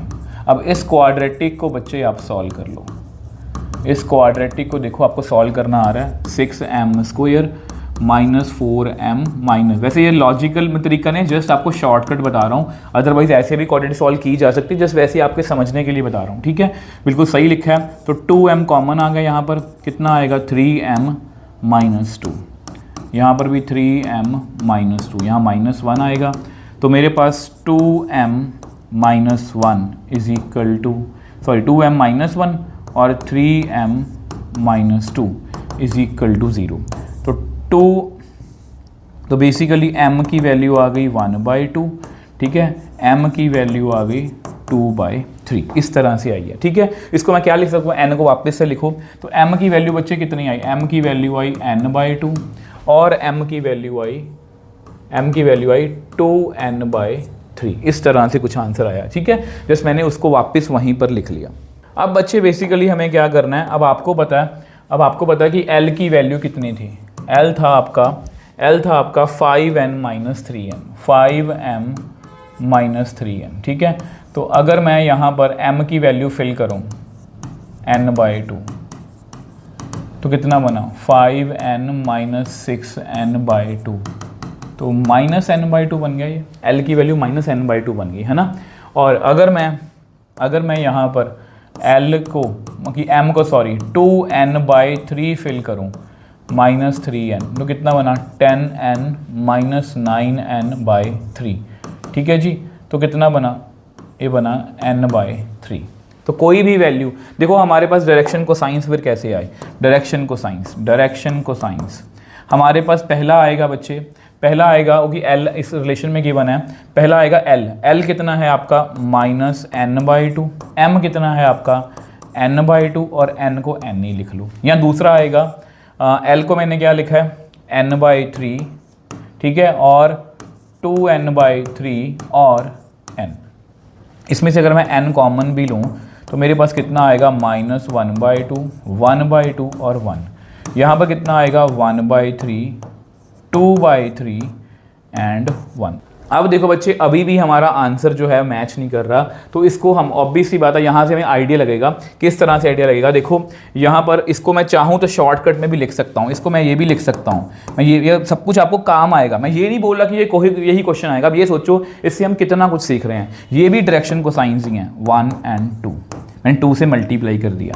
ये भी डायरेक्शन को साइंस अगर मैं 3 से इसको मल्टीप्लाई कर दूं, ठीक है। अब देखो, अब हमारे आंसर की हमारे डायरेक्शन को साइंस जो कैसे हो सकते हैं, वो ऐसे हो सकते हैं कि -1 1 और 2, ठीक है। इसको मैं ऑब्वियस सी बात है, इसको डिवाइड भी कर सकता हूँ, इन्हीं की इनसे मैं डिवाइड करूँ, ये कितना बना 4 4 + 1 √6। इसको करना 1 2 का स्क्वायर 4, 9 का स्क्वायर 9 का स्क्वायर कितना आएगा 3 का स्क्वायर 9, 9 + 4 13 + 14, तो 1/14 √14, 2/√14, 3/√14। तो ए ऑप्शन इसका राइट आंसर है। तो ये भी मतलब कि इसका आंसर है। प्लीज़ बच्चे ऐसे क्वेश्चन भी आपकी नॉलेज में होने चाहिए, हमने बहुत कुछ सीखा है। तो डायरेक्शन को साइंस बच्चे इस तरह से गिवन थे, तो मैंने जस्ट इसको सॉल्व करा है। सॉल्व करके हमारे पास मैंने रेशो निकाल ली, m की वैल्यू इस तरह से आई है, ठीक है, तो l की वैल्यू निकाल ली। m की वैल्यू अगर ये है तो मैंने n की वैल्यू निकाल ली, सभी को मैंने n की फॉर्म में लिख लिया। तो इस तरह से आप आंसर जो है वो कर सकते हो। नेक्स्ट क्वेश्चन की बात करते हैं। If the direction cosines of 2 lines are proportional to this then the acute angle between them. अब देखो बच्चे, इस क्वेश्चन को कैसे करना है।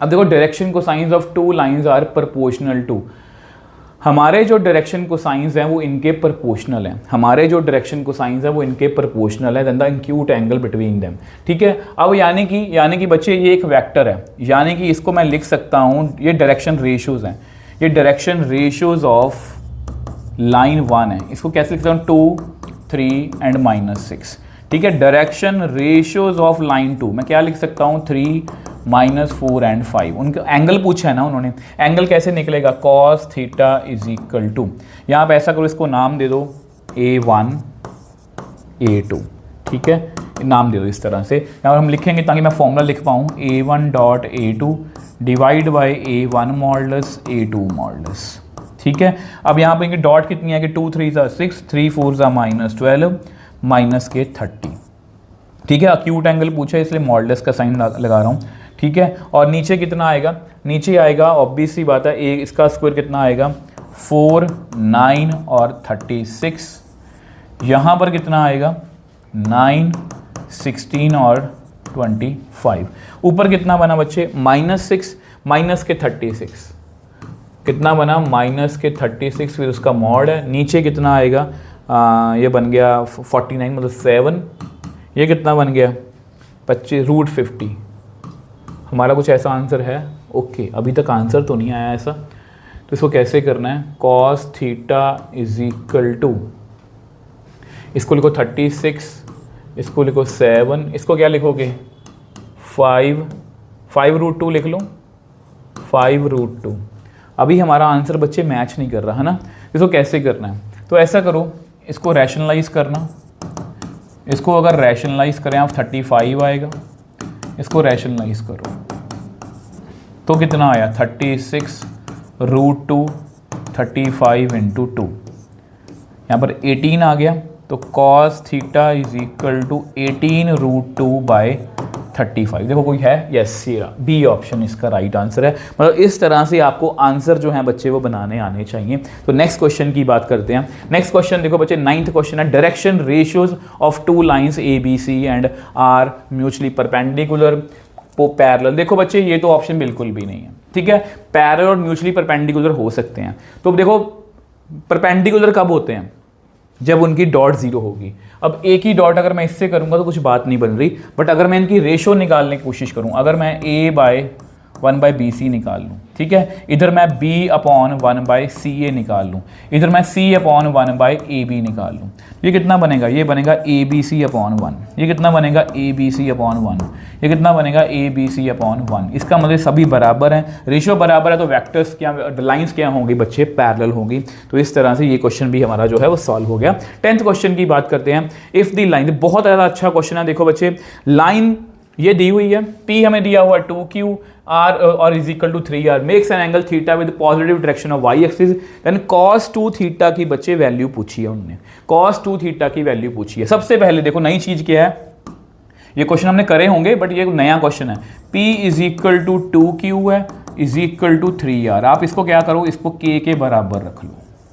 तो P की वैल्यू बच्चे कितनी आ गई, K, Q की वैल्यू कितनी आई, K/2, और R की वैल्यू बच्चे कितनी आई, K/3। ये समझ में आया। अब हमारी लाइन की इक्वेशन क्या बन गई, लाइन की इक्वेशन बनी x + 1/k y - 1/k/2, है ना, और is equal to z - 2/k/3। थोड़ा और ढंग से इसको अगर लिखें, थोड़ा और ढंग से लिखें, positive direction of y axis, y axis के साथ एंगल बना रही है ना, इसको और ढंग से लिखेंगे तो ये बनेगा x + 1/1 y - 1/1/2 z - 2/1/3। अब हमारी लाइन के डायरेक्शन रेशियोज, मतलब A1 जो वेक्टर है वो कितना आएगा, 1 1/2 1/3। थोड़ा ढंग से लिखो इसको, 6 से मल्टीप्लाई कर दो ताकि ये वो खत्म हो जाए, यहाँ पर 3 आ जाएगा, यहाँ पर 2। तो ये डायरेक्शन रेशियोज आ गए। Direction ratios of Y axis, Y axis के डायरेक्शन रेशियोज होते हैं 0 1 0। आप बाय डिफॉल्ट ये लिख सकते हो, बाय डिफॉल्ट ये लिख सकते हो कि हमें अल्टीमेटली आंसर ही करना, ठीक है।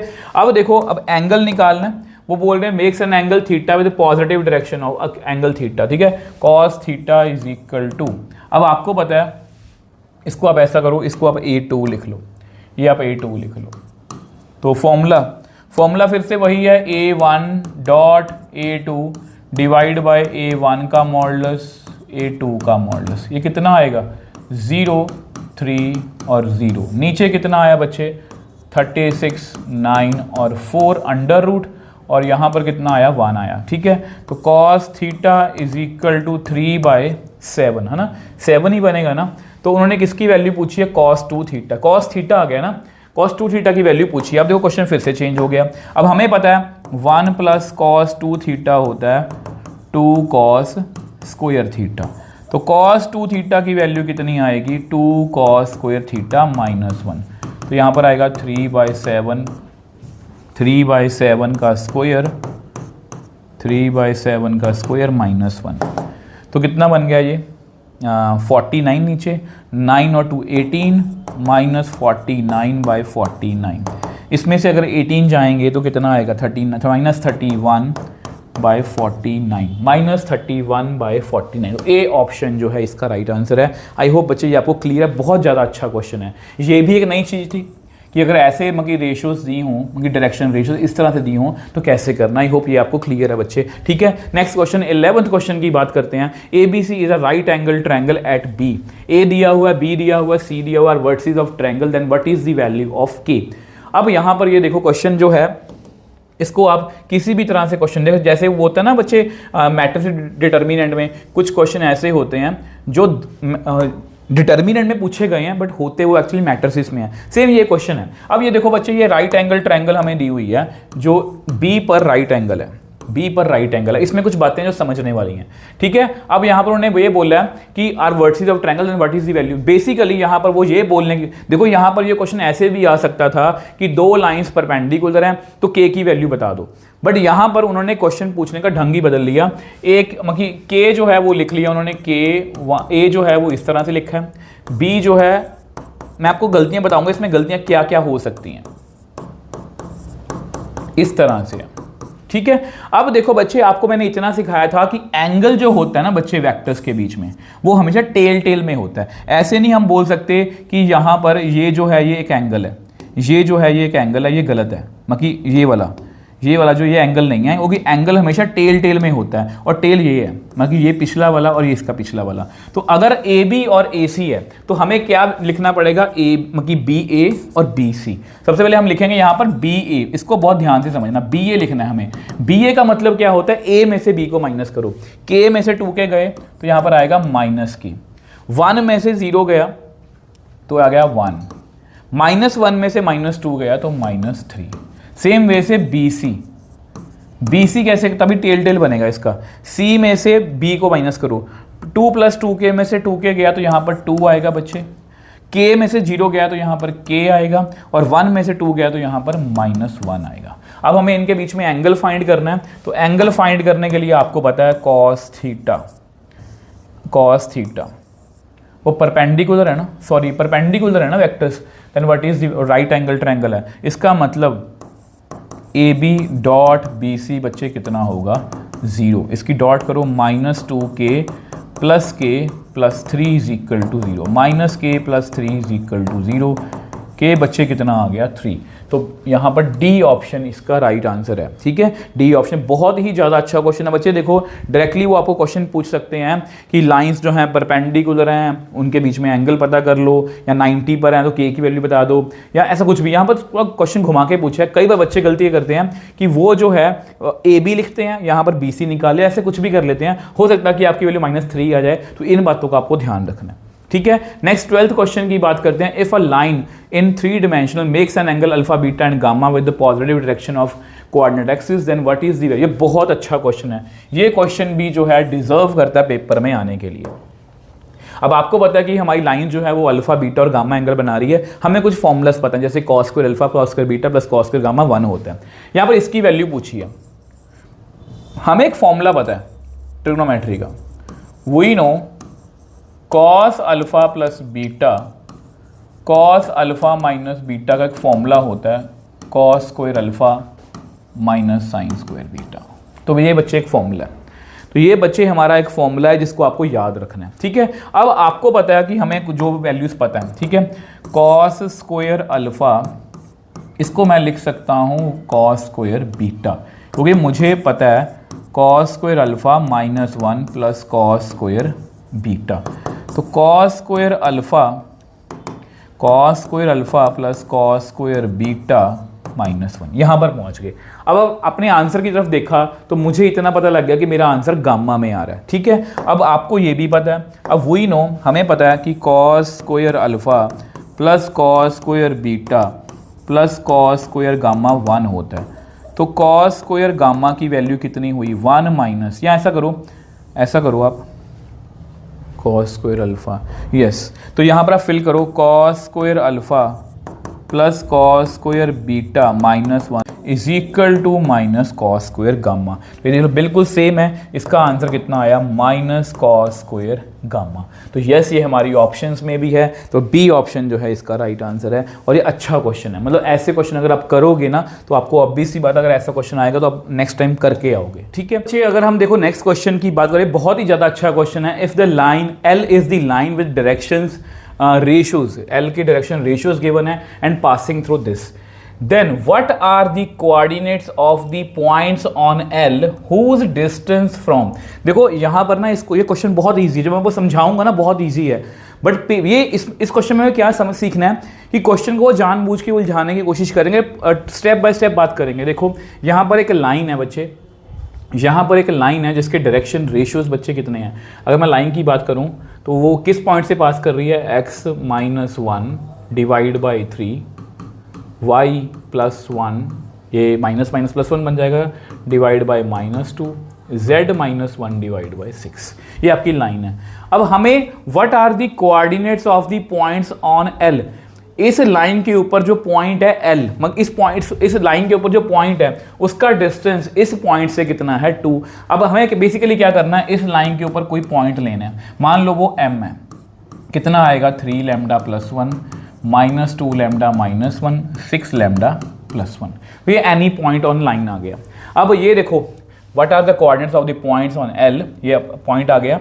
Whose distance from this point, अब देखो ये दूसरा पॉइंट है, मान लो वो n है, वो पॉइंट कितना है 1 -1 एंड 1। ये डिस्टेंस बच्चे हमें, ये डिस्टेंस जो है बेसिकली, ये डिस्टेंस जो है m और n का, ये हमें कितना दिया हुआ है 2।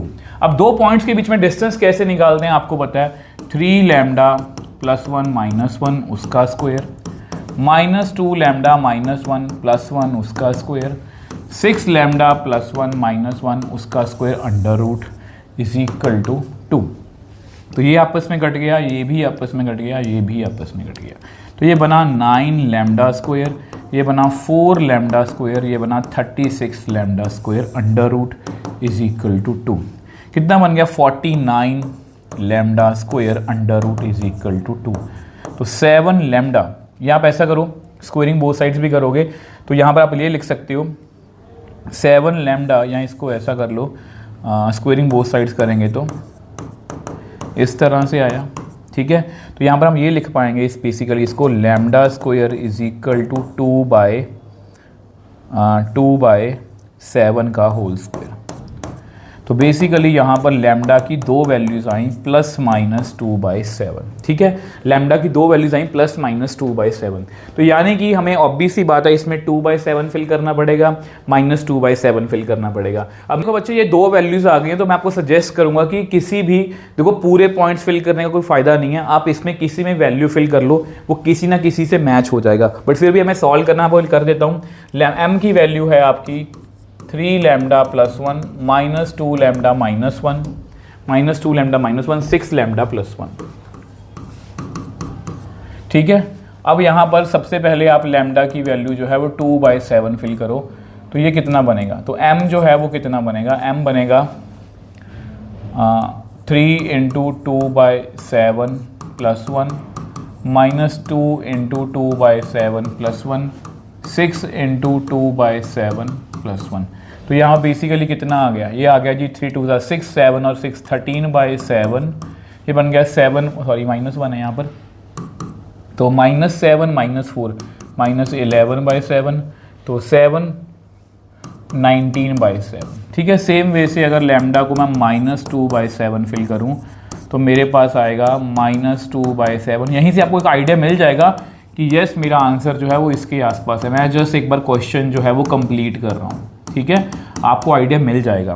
तो यहाँ से आएगा आपका, सॉरी यहाँ पे 3 है, ठीक है, तो 7 - 6 1/7, ठीक है, तो -7 + 4 -3/7 +4 -3/7 7 और -5/7, ठीक है जी। अब ये देख लो जी किससे मैच कर रहा है, 13/7 -11/7 19/7, सही है।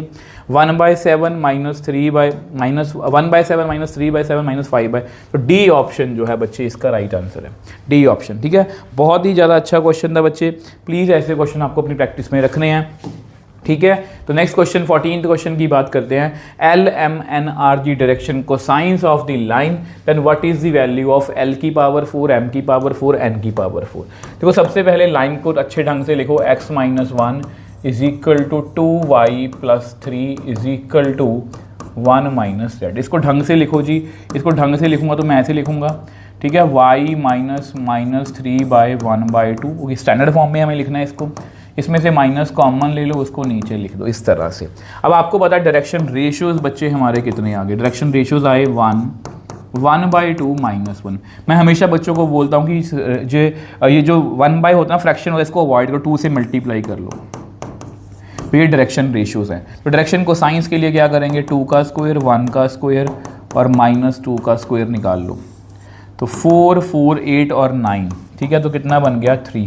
तो डायरेक्शन को साइंस हमारे कितने आ गए, डायरेक्शन को साइंस वो आ गए जी 2/3 1/3 एंड -2/3, ठीक है। अब उन्होंने वैल्यू पूछी है L की पावर 4, यानी कि 2/3 की पावर 4 2/3 की पावर 4 2/3 की पावर 4 प्लस 1/3 की पावर 4 -2/3 की पावर 4, ऊपर कितना आएगा 2 2 4 2 8 16, यहाँ पर 1 और 16, नीचे कितना आएगा 3 3 9 3 27 81।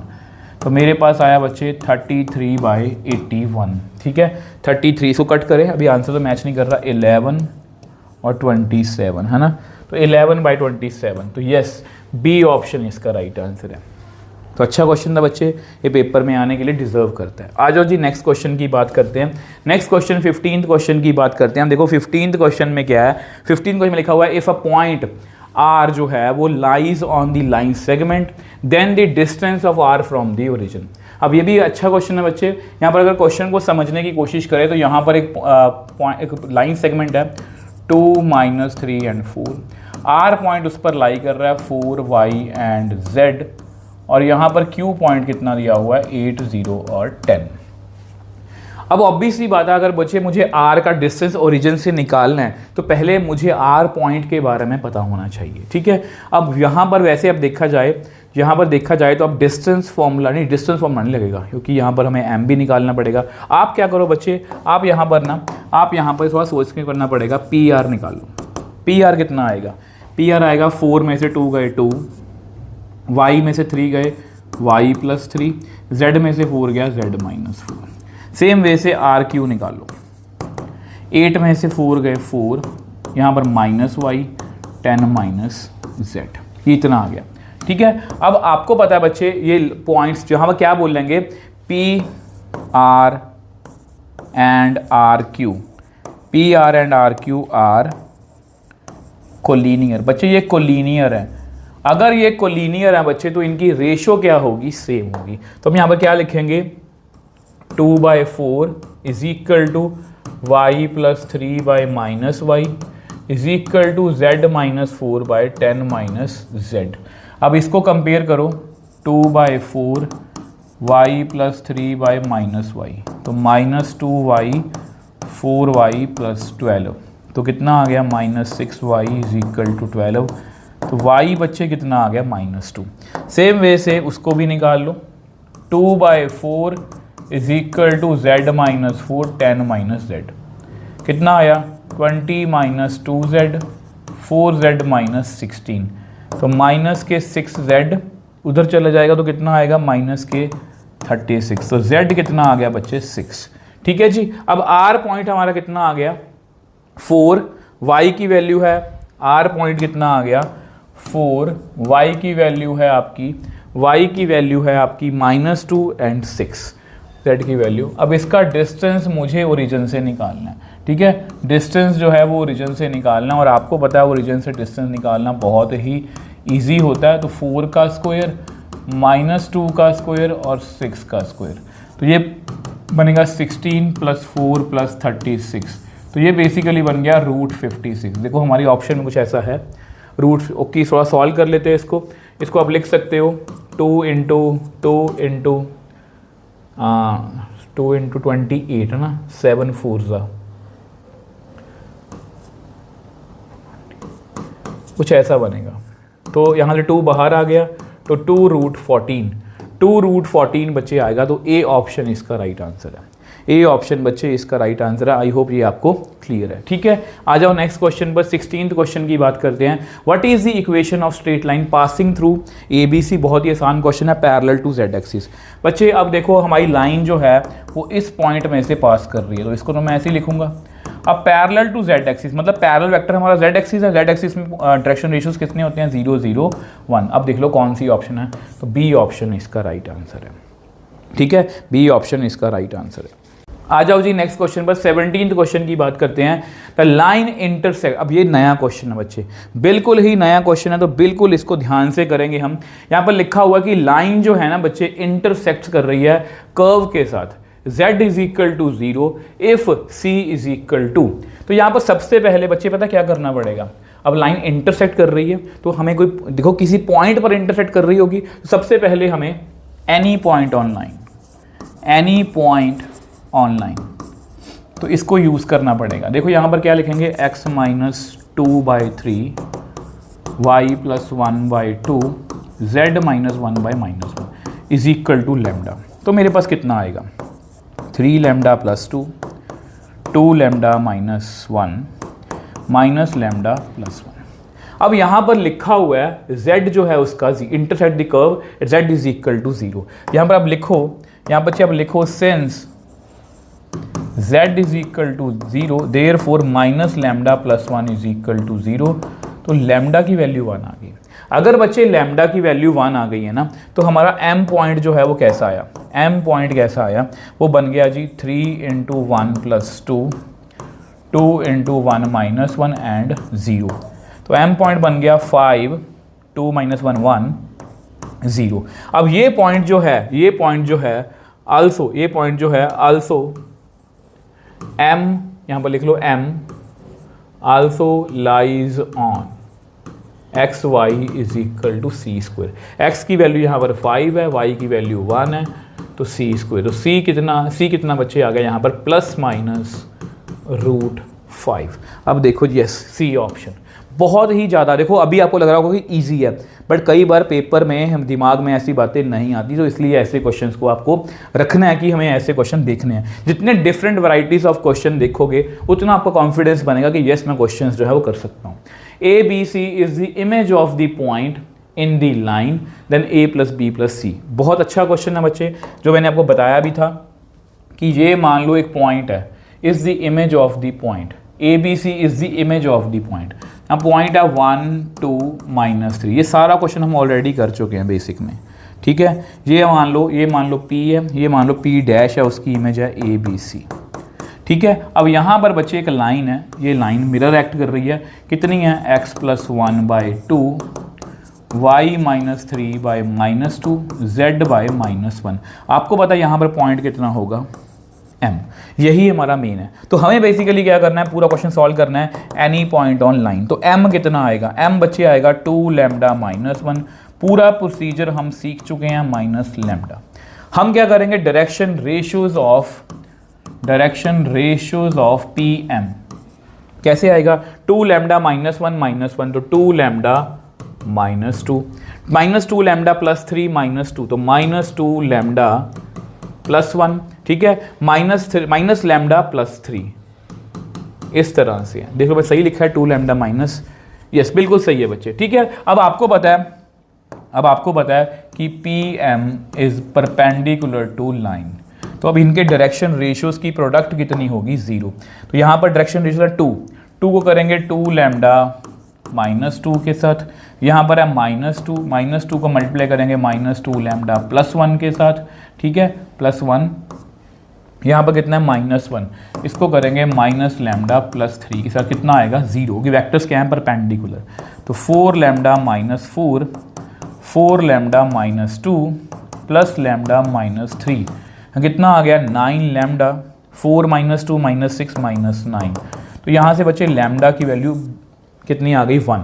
अगर m लैम्डा की वैल्यू 1 आ गई तो यहाँ पर हमारा m कितना आया, फिर m बच्चे आया ये देखो 2 लैम्डा, 1 फिल करना 1 आएगा, इसमें 1 फिल करना तो अगेन 1 आएगा, इसमें 1 फिल करना -1 आएगा। तो अब यहाँ पर m के पॉइंट हमें पता लग गए। देखो m के पॉइंट हमें पता है, p कितना था आपका, p था आपका 1 2 एंड -3, यही है 1 2 एंड -3, ठीक है। और m कितना है 1 1 -1, m कितना है 1 1 -1 और p डैश जो है वो ABC। अब क्योंकि ये मिड पॉइंट है, m क्या है बच्चे मिड पॉइंट। देखो बच्चे अगर कोई किसी की इमेज, देखो मिड पॉइंट कैसे बन गया आपको पता होना चाहिए कि अगर यहाँ पर पॉइंट और ये मिरर है, ये भी उतना ही दूर होगा मिरर से, तो ये m क्या होगा मिड पॉइंट हो गया। तो मिड पॉइंट थ्योरम क्या कहती है कि a plus 1/2 is equal to 1, b plus 2/2 is equal to 1, c minus 3/2 is equal to -1। यहाँ से a बच्चे कितना आ गया 1, b plus 2 is equal to 2, b कितना आ गया 0, c minus 3 is equal to -2, c कितना आ गया 1। वैल्यू किसकी पूछी है, वैल्यू पूछी है a plus b plus c की, 1 प्लस 0 प्लस 1 कितना आ गया 2। 2 जो है इसका राइट आंसर है, यस ठीक है, ए ऑप्शन इसका राइट आंसर है। आई होप बच्चे ये भी आपको क्लियर है, ठीक है। चलिए जी नेक्स्ट क्वेश्चन पर आ जाओ। नेक्स्ट क्वेश्चन पर 19th क्वेश्चन की बात करते हैं। 19th क्वेश्चन जो है, a line makes an same angle with theta with each other x and z axis if the angle beta which make y axis is such that। देखो यहाँ पर ना बहुत ही अच्छा क्वेश्चन है, अगर ऐसे क्वेश्चन पेपर में आते हैं हमें कंफ्यूजन होती है बच्चे, पहली बार मैं सही बताऊंगा, एज ए स्टूडेंट बता रहा हूँ कंफ्यूजन होगी, पर हम स्टेप बाय स्टेप चलेंगे। यहाँ पर क्या लिखा हुआ है, लिखा हुआ है कि लाइन जो है वो थीटा एंगल बना रही है एक्स एक्सिस के साथ जेड एक्सिस के साथ, मतलब कॉस स्क्वायर थीटा, वाई के साथ बीटा ही है, कॉस स्क्वायर बीटा और कॉस स्क्वायर थीटा, इन तीनों की वैल्यू कितनी होगी, स्क्वायर का सम कितना होगा 1। तो यानी कि यहाँ पर मेरे पास कितना आ गया 2 cos square theta plus cos square beta. ऐसे क्वेश्चन ना क्वेश्चन के अकॉर्डिंग चलना पड़ता है। देखो साइन स्क्वायर बीटा की वैल्यू दी हुई है, कॉस स्क्वायर थीटा की वैल्यू पूछी है, ओके, यानी कि इसको मुझे सॉल्व नहीं करना, मुझे इसको सॉल्व करना है। और यहाँ पर साइन स्क्वायर बीटा की वैल्यू गिवन है, तो क्यों ना मेरे दिमाग में आइडिया आया कि इसको मैं लिख लूँ 1 माइनस साइन स्क्वायर बीटा, लिख सकता हूँ मैं ऐसे 2 cos square theta plus 1 minus, इसको मैं क्या लिखूंगा 3 sine square theta is equal to 1। ठीक है जी, इसको लिख लिया। अब यहाँ पर कितना बन गया मेरे पास, अब देखो बच्चे वैल्यू पूछिए कॉस स्क्वायर थीटा की, है ना, 2 cos square theta 1 minus sorry plus 1 minus 3, अब इसको अगेन मैं लिख लूँ 1 माइनस कॉस स्क्वायर थीटा, ठीक है, इज इक्वल टू 1। तो कितना आया 2 cos square theta plus 1 minus 3 plus 3 cos square theta is equal to 1। ठीक है, तो ये कितना बन गया 5 cos square theta minus 2 is equal to 1, cos square theta is equal to 3 तो कॉस स्क्वायर थीटा कितना आ गया 3/5। तो देखो बच्चे हमारा क्वेश्चन बड़ी आसानी से सॉल्व कर लिया, और मैंने स्टेप बाय स्टेप आपको समझाने की कोशिश करी है। ये लिखा, उसके बाद मुझे पता कि मुझे कॉस स्क्वायर थीटा की वैल्यू निकालनी, मैंने उसको रख लिया इसको। अब देखो कॉस स्क्वायर बीटा यहाँ पर साइन स्क्वायर बीटा गिवन है, मैंने उसकी फॉर्म में कन्वर्ट करा, उसको फिर से साइन स्क्वायर थीटा की फॉर्म में कन्वर्ट करा, तो इस तरह से हमारा आंसर जो है वो आ गया। अब ये देखो बच्चे 20th क्वेश्चन की बात करते हैं। Soldier Fyers a bullet in air at the time t, the bullet travels along the path x is equal to 2t, y is equal to t minus 2, z is equal to 5 minus t। अगर आपने board अच्छे से पढ़े हैं तो ये question आपने मेरे से पढ़ा होगा वहाँ पर। Then the path of the bullet, हमें पाथ ऑफ द बुलेट निकालना है, वो स्ट्रेट लाइन है, वो पैराबोला है या कुछ ऐसा कुछ भी। ठीक है, अब यहाँ पर देखो, यहाँ पर हमें क्या करना है, अगर मैं इसको ऐसे लिख लूँ x/2 is equal to T, y plus 2 is equal to T, z minus 5 is equal to minus T. इस माइनस को भी एडजस्ट करेंगे, तो इसको लिखेंगे x/2, इसको लिखेंगे y प्लस 2, ठीक है, डिवाइड बाय 1 लिख लो इसको लिखेंगे z माइनस 5 बाय माइनस 1। तो तीनों जो है वो t के बराबर है। अब उन्होंने बोला ऑब्वियस सी बात है, ये स्ट्रेट लाइन लग रही है, अब इसके डायरेक्शन रेशियोज कैसे हैं 2 1 -1, तो ये ऑब्वियस सी बात है बच्चे, बी ऑप्शन इसका राइट आंसर है, क्लियरली हमें दिख रहा है। ठीक है, ये स्ट्रेट लाइन का पाथ बन रहा है, आपको पता है।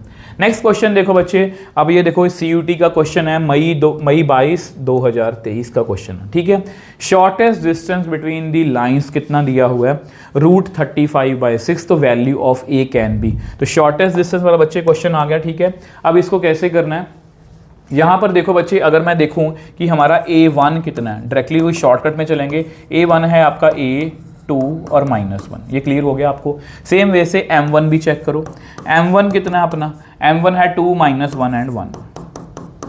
ठीक है, अब दूसरी तरीके से यहाँ पर A2 चेक करो, इसका A2 कितना अपना 1 -1 एंड 1, और M2 कितना है, M2 है आपका 2 -1 एंड 1। तो यहाँ पर बच्चे मैं आपके लिख देता हूँ, आपको पेपर में लिखना M1 and M2 are proportional बोल लो, सेम बोल लो। तो प्रोपोर्शनल अगर हो दो हैं तो M1 जो हैं वो आपस में क्या है, पैरेलल हैं। और अगर बच्चे ये पैरेलल हैं तो आपको पता है शॉर्टेस्ट डिस्टेंस का फॉर्मूला जो है बच्चे वो पैरेलल वाला लगेगा। इसके लिए सबसे पहले हम क्या करेंगे, सबसे पहले हम A2 माइनस A1 जो है वो फाइंड करेंगे। A2 माइनस A1 कितना आएगा, A2 माइनस A1, A2 में से इसको घटाओ 1 माइनस A, ठीक है, -1 -2 माइनस के 3, और 1 -1 तो +2, इस तरह से है। अब यहाँ पर शॉर्टेस्ट डिस्टेंस का जो बच्चे फॉर्मूला होता है उसको बाद में लिखेंगे। ठीक है, हमें यहाँ पर बेसिकली क्या करना है, हमें यहाँ पर A2 माइनस A1, आपको फॉर्मूला याद होना चाहिए, क्रॉस M, ये फाइंड करना है। अब यहाँ पर i, j और k। i की वैल्यू है यहाँ पर कितना आएगा 1 माइनस ए, यहाँ -3 और यहाँ पर 2। m की वैल्यू आपकी कितनी है 2 -1 एंड 1। तो देखो बच्चे यहाँ पर कितना आएगा i कैप, ठीक है, तो आएगा -3 + 2, उसके बाद -j cap 1 minus A and -4। Okay, अब इसके बाद +k कैप, तो कितना आएगा -1 + a + k 6। तो मेरे पास बच्चे आ गया -i कैप, ये कितना बन गया -j, तो ये कितना बना -3 - a, है ना, -3 - a + k कैप, ये बना 5 माइनस, है ना, तो ये बना -1 + a + 6 बना, ठीक है, तो ये बना 5 + a। तो और ढंग से लिख लो माइनस, इसको +j कर दो तो अंदर लिख लो 3 + a। चलो जी, ये भी हो गया बच्चे।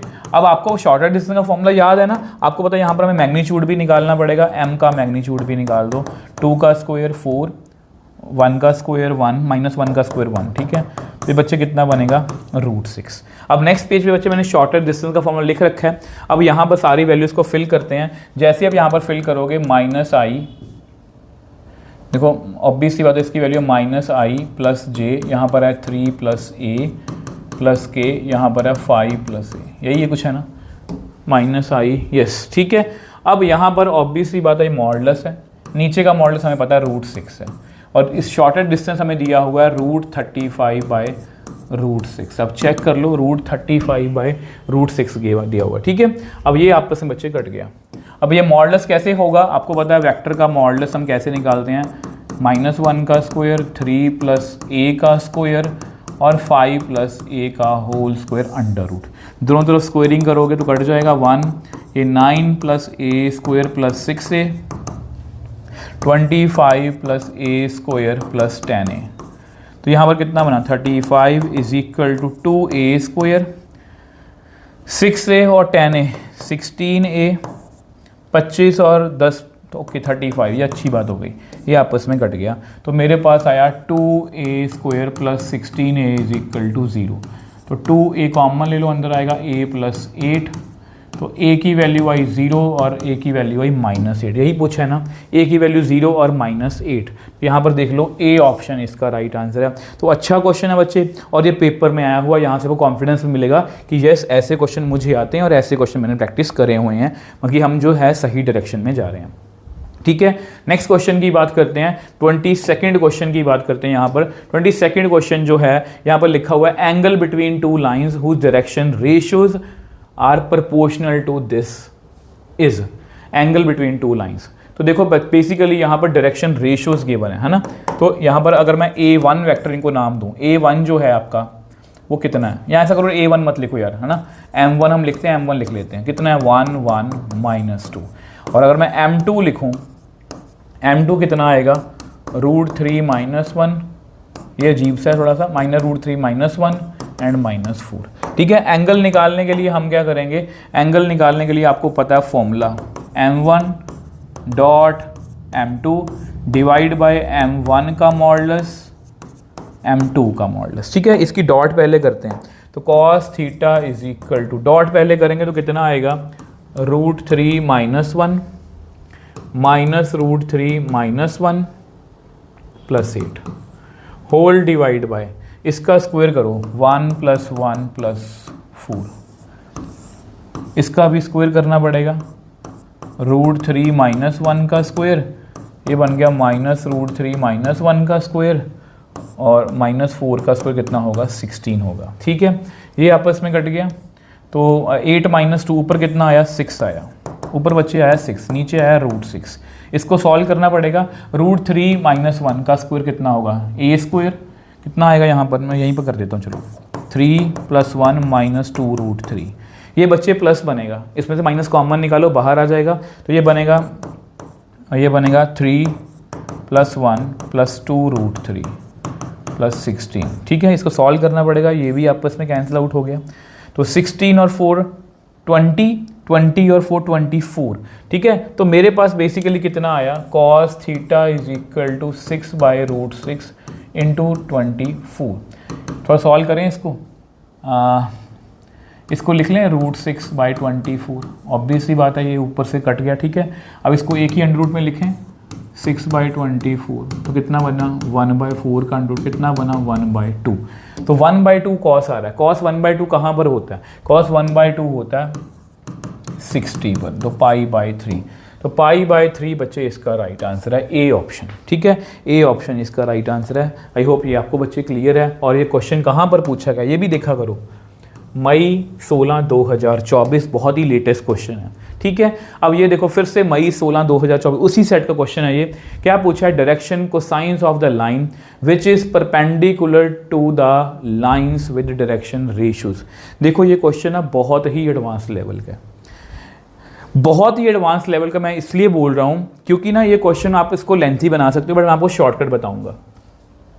हमें एक लाइन के डायरेक्शन कोसाइंस चाहिए, ठीक है। हमें एक लाइन के डायरेक्शन कोसाइंस चाहिए which is perpendicular to the lines with direction ratios this. देखो हमें बेसिकली ना एक लाइन है, ठीक है। ये मान लो इसका पैरेलल वेक्टर, बस समझ लो ये पैरेलल वेक्टर होता है, मतलब ये उसके डायरेक्शन रेशियोज हैं। डायरेक्शन रेशियो से मैं डायरेक्शन कोसाइंस कर लूँगा।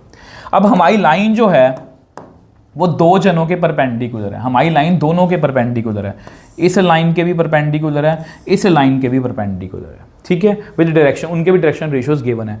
तो हमारी लाइन बच्चे दो सेंस, मैं लिखूं आपके लिख देता हूं, since our line is perpendicular to other two lines, ठीक है। आपको पता है other two lines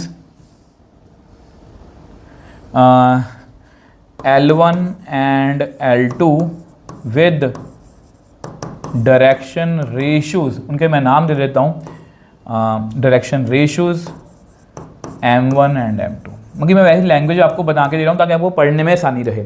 हमारी लाइन जो है perpendicular to two lines L1 and L2 जिनके डायरेक्शन रेशियो कितने M1 क्रॉस M2। अब आपको यही पता है also M1 cross M2 is perpendicular to M1 and M2।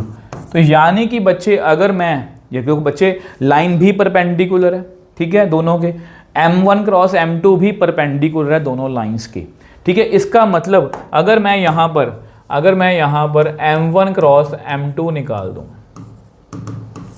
जो कि कैसे निकलेगा IJK 1 - 2 - 2 0 2 और 1, तो मेरे पास कितना आएगा? मेरे पास आएगा -2 + 4 -j कैप 1 और 0 k कैप 2 और 0, तो मेरे पास कितना आया 2i - j + 2 k कैप। तो मेरे पास M1 क्रॉस बच्चे M2 आ गया, ठीक है। अब इसके डायरेक्शन देखो, ये वो वेक्टर है, ये कौन सा वेक्टर आया जो दोनों के क्या है परपेंडिकुलर। अगर मैं इसके डायरेक्शन रेशियोज की बात करूं वो आएंगे 2 - 1 एंड 2। हमसे पूछा क्या? हमसे पूछा उन्होंने डायरेक्शन कोसाइंस है, तो इसका स्क्वायर कर लो,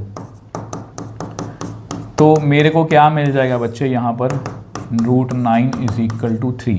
तो डायरेक्शन कोसाइंस कैसे आएंगे 2/3 - 1/3 2/3। तो देखो कौन सी ऑप्शन मैच कर रही है, तो ए ऑप्शन इसका राइट आंसर है। बहुत ही ज़्यादा अच्छा क्वेश्चन है। अगर आप इसको दूसरे देखो मई 16 2024 से पूछा गया, अगर आप इसको दूसरे ढंग से करोगे, लेंथी तरीके से करोगे तो बहुत लेंथी हो जाएगा कि हमारी लाइन इसके परपेंडिकुलर है, उसके परपेंडिकुलर है। मैंने डायरेक्टली निकाल लिया। आई होप ये आपको क्लियर है, ठीक है। आ जाओ नेक्स्ट क्वेश्चन पर। विच ऑफ द, आपको पता है बच्चे ये क्वेश्चन एनसीईआरटी में है, ये क्वेश्चन आपको बोर्ड्स में जो है 3 नंबर में पूछा गया है, बट यहाँ पर मैंने आपको शॉर्टकट बताया।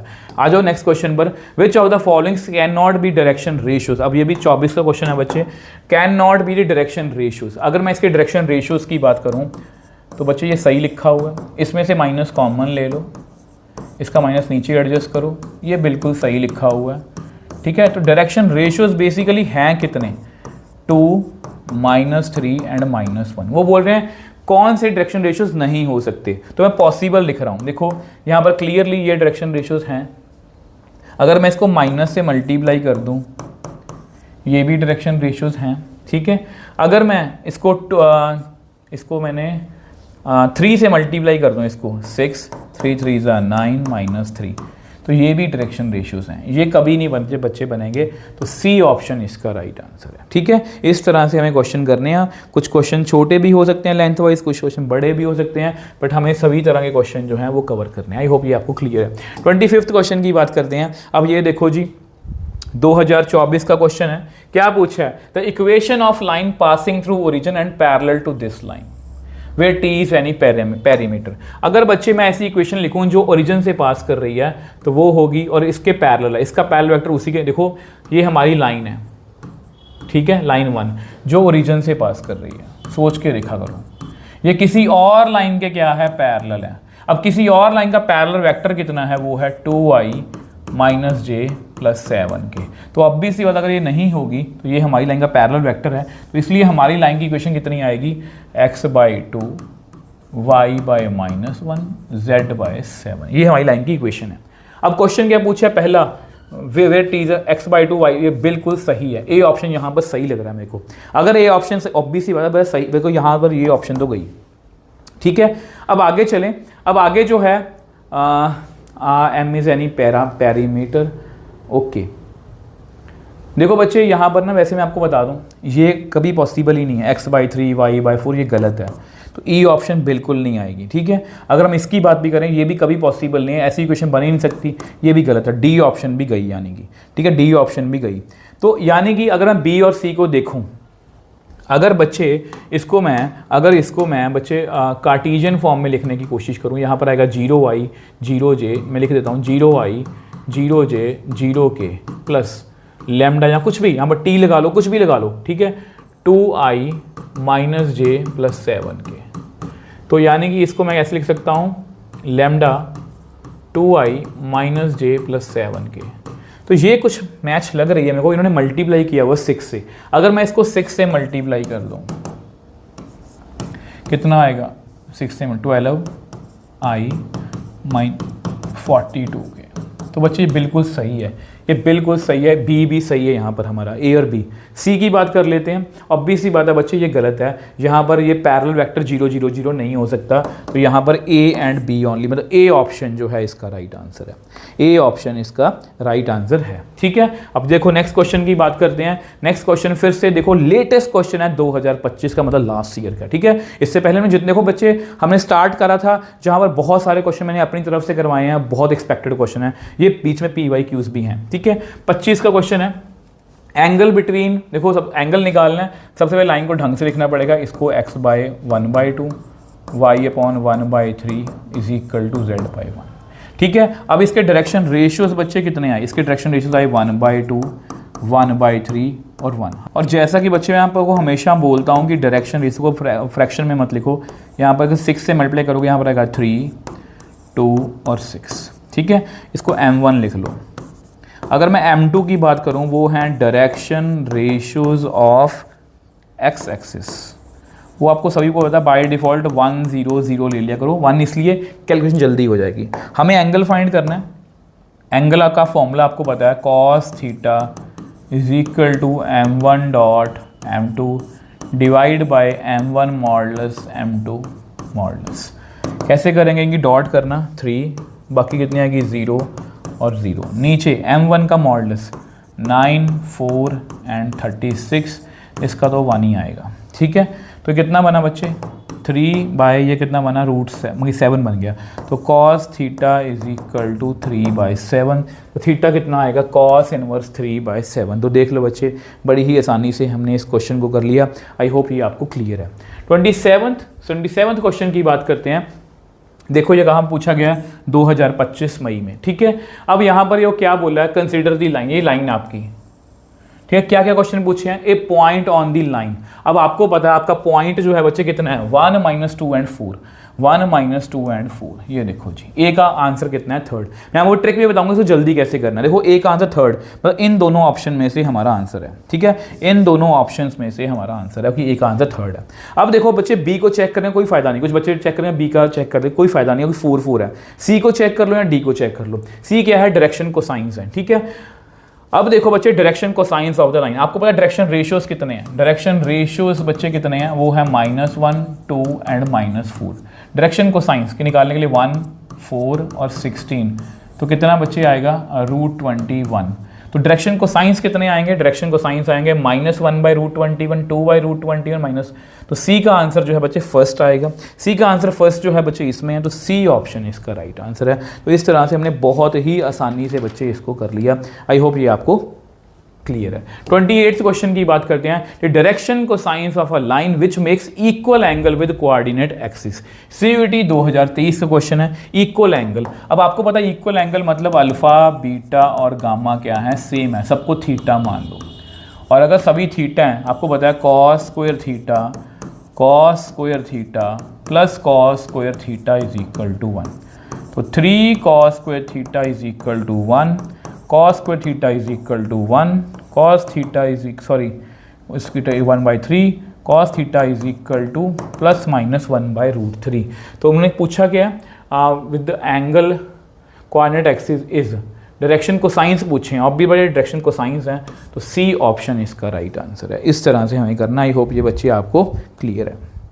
आ जाओ जी नेक्स्ट क्वेश्चन पर। नेक्स्ट क्वेश्चन में चलते हैं, 29th क्वेश्चन की बात करते हैं। 29th क्वेश्चन है सीयूटी 2025 का क्वेश्चन है बच्चे, फिर से सीयूटी 2025 का क्वेश्चन है। क्या क्वेश्चन पूछा है, अल्फा बीटा गामा के एंगल है, तो इसकी वैल्यू पूछी। अब ये क्वेश्चन हमें बहुत बार मतलब पूछा भी गया, हमने शायद वेक्टर के अंदर भी शायद ऐसा कोई क्वेश्चन मिलता जुलता क्वेश्चन अटैम्प्ट करा है।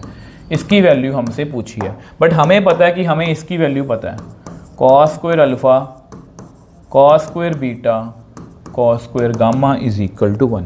हमने इसकी वैल्यू, अब आपको पता है बच्चे कॉस स्क्वायर अल्फा की वैल्यू कितनी लिख सकते हैं, हम लिख सकते हैं 1 minus sine square alpha, 1 minus sine square beta, 1 minus sine square gamma is equal to 1।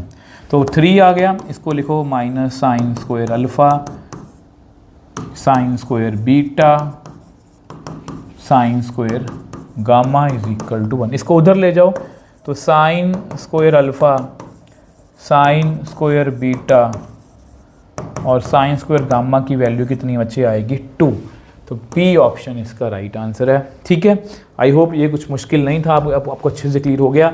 But question को करवाने का पर्पज़ ये है कि सीयूटी 25 में क्वेश्चन आया हुआ है, 2 लाइंस परपेंडिकुलर है, वैल्यू ऑफ पी फाइंड करनी है। सबसे पहले बच्चे हमेशा हमारा डायरेक्शन रेशियोज देखा करो, ये है -2 3p, और सिर्फ डायरेक्शन रेशियोज नहीं देखने होते, हमें ये भी देखना होता है कि लाइन हमारी स्टैंडर्ड फॉर्म में है या नहीं। जैसे ये वाली लाइन जो है हमारी स्टैंडर्ड फॉर्म में नहीं है, इसको पहले लिखो, क्योंकि अगर आपने थोड़ा सा भी फ़र्क डाल लिया तो पूरा क्वेश्चन जो है वो गलत हो जाएगा। क्योंकि हमेशा ना ऑप्शंस में एक ऑप्शन ऐसी होती है जो आप गलत तरीके से अगर सॉल्व करोगे उसका आंसर सही बैठ रहा होगा। जैसे यहाँ पर माइनस कॉमन लेंगे तो ये -7 आएगा। तो अगर आप इसको गलत तरीके से करोगे ना तो एक ऑप्शन ऐसी होगी जिसमें आपका सही बैठ जाएगा आंसर। ये कितना है 4p 2 एंड -7। अब आपको पता है कि लाइंस परपेंडिकुलर हैं, तो m1 डॉट, कई बार ना यहाँ पर मैं आपको अपनी तरफ से बता दूँ, कई बार यहाँ पर परपेंडिकुलर की जगह पर ऑर्थोगोनल लिखा होता है, तो वो भी देखना है कि उसका मतलब भी परपेंडिकुलर ही है।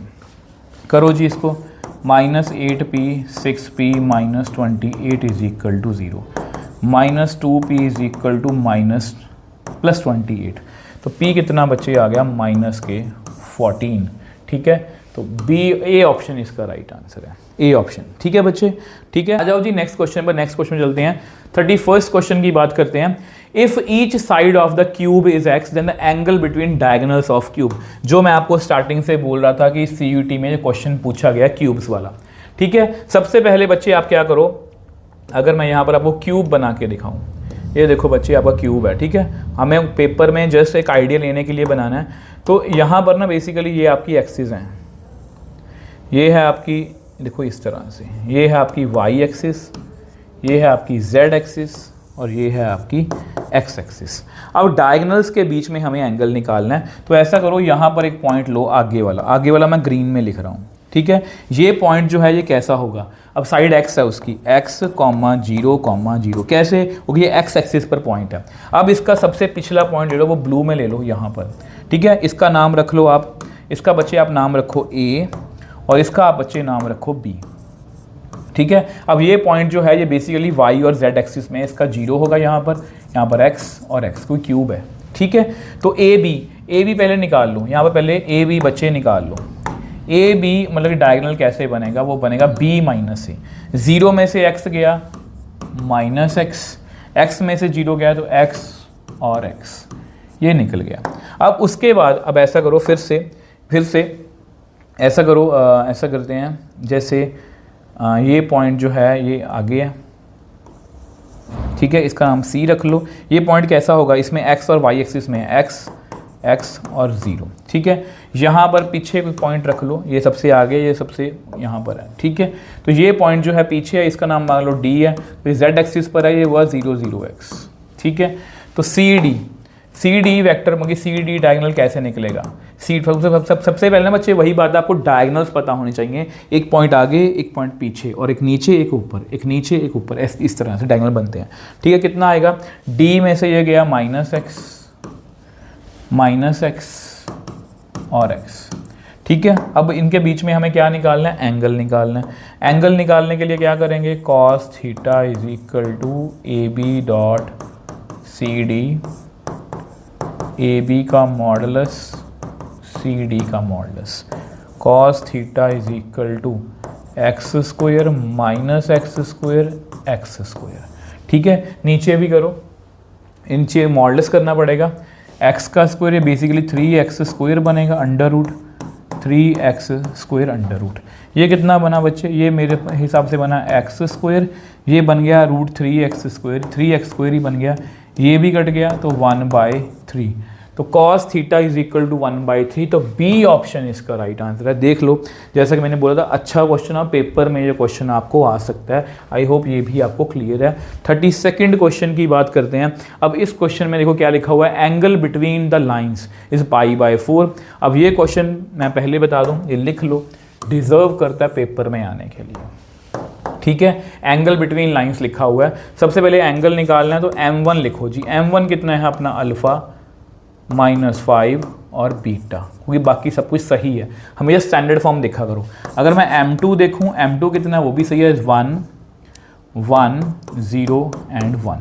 अब एंगल जो है बच्चे वो कितना दिया हुआ, 45, तो cos थीटा होता है m1 डॉट m2, m1 का मॉडुलस m2 का मॉडुलस, ये दिया हुआ है हमें cos π/4, m1 डॉट m2 कितना आएगा, अल्फ़ा कितना आएगा, बीटा, बाकी तो 0 ही है। नीचे m1 का square, alpha square 25 plus beta square under root, ये कितना आएगा, 1 + 1 मतलब √2 आएगा।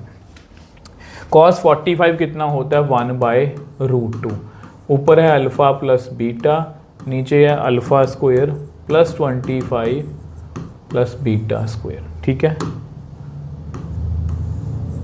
ठीक है, √2, ये कट गया आपस में, तो क्रॉस मल्टीप्लाई करो, alpha square plus 25 plus beta square is equal to alpha plus beta, squaring both sides करो, तो बेसिकली हमें रिलेशन ही निकालना है, इसका square a square plus b square plus 2ab, ये आपस में कट गया, तो 2 alpha beta is equal to 25, yes, alpha beta is equal to 25/2, तो सी ऑप्शन इसका राइट आंसर है, ठीक है।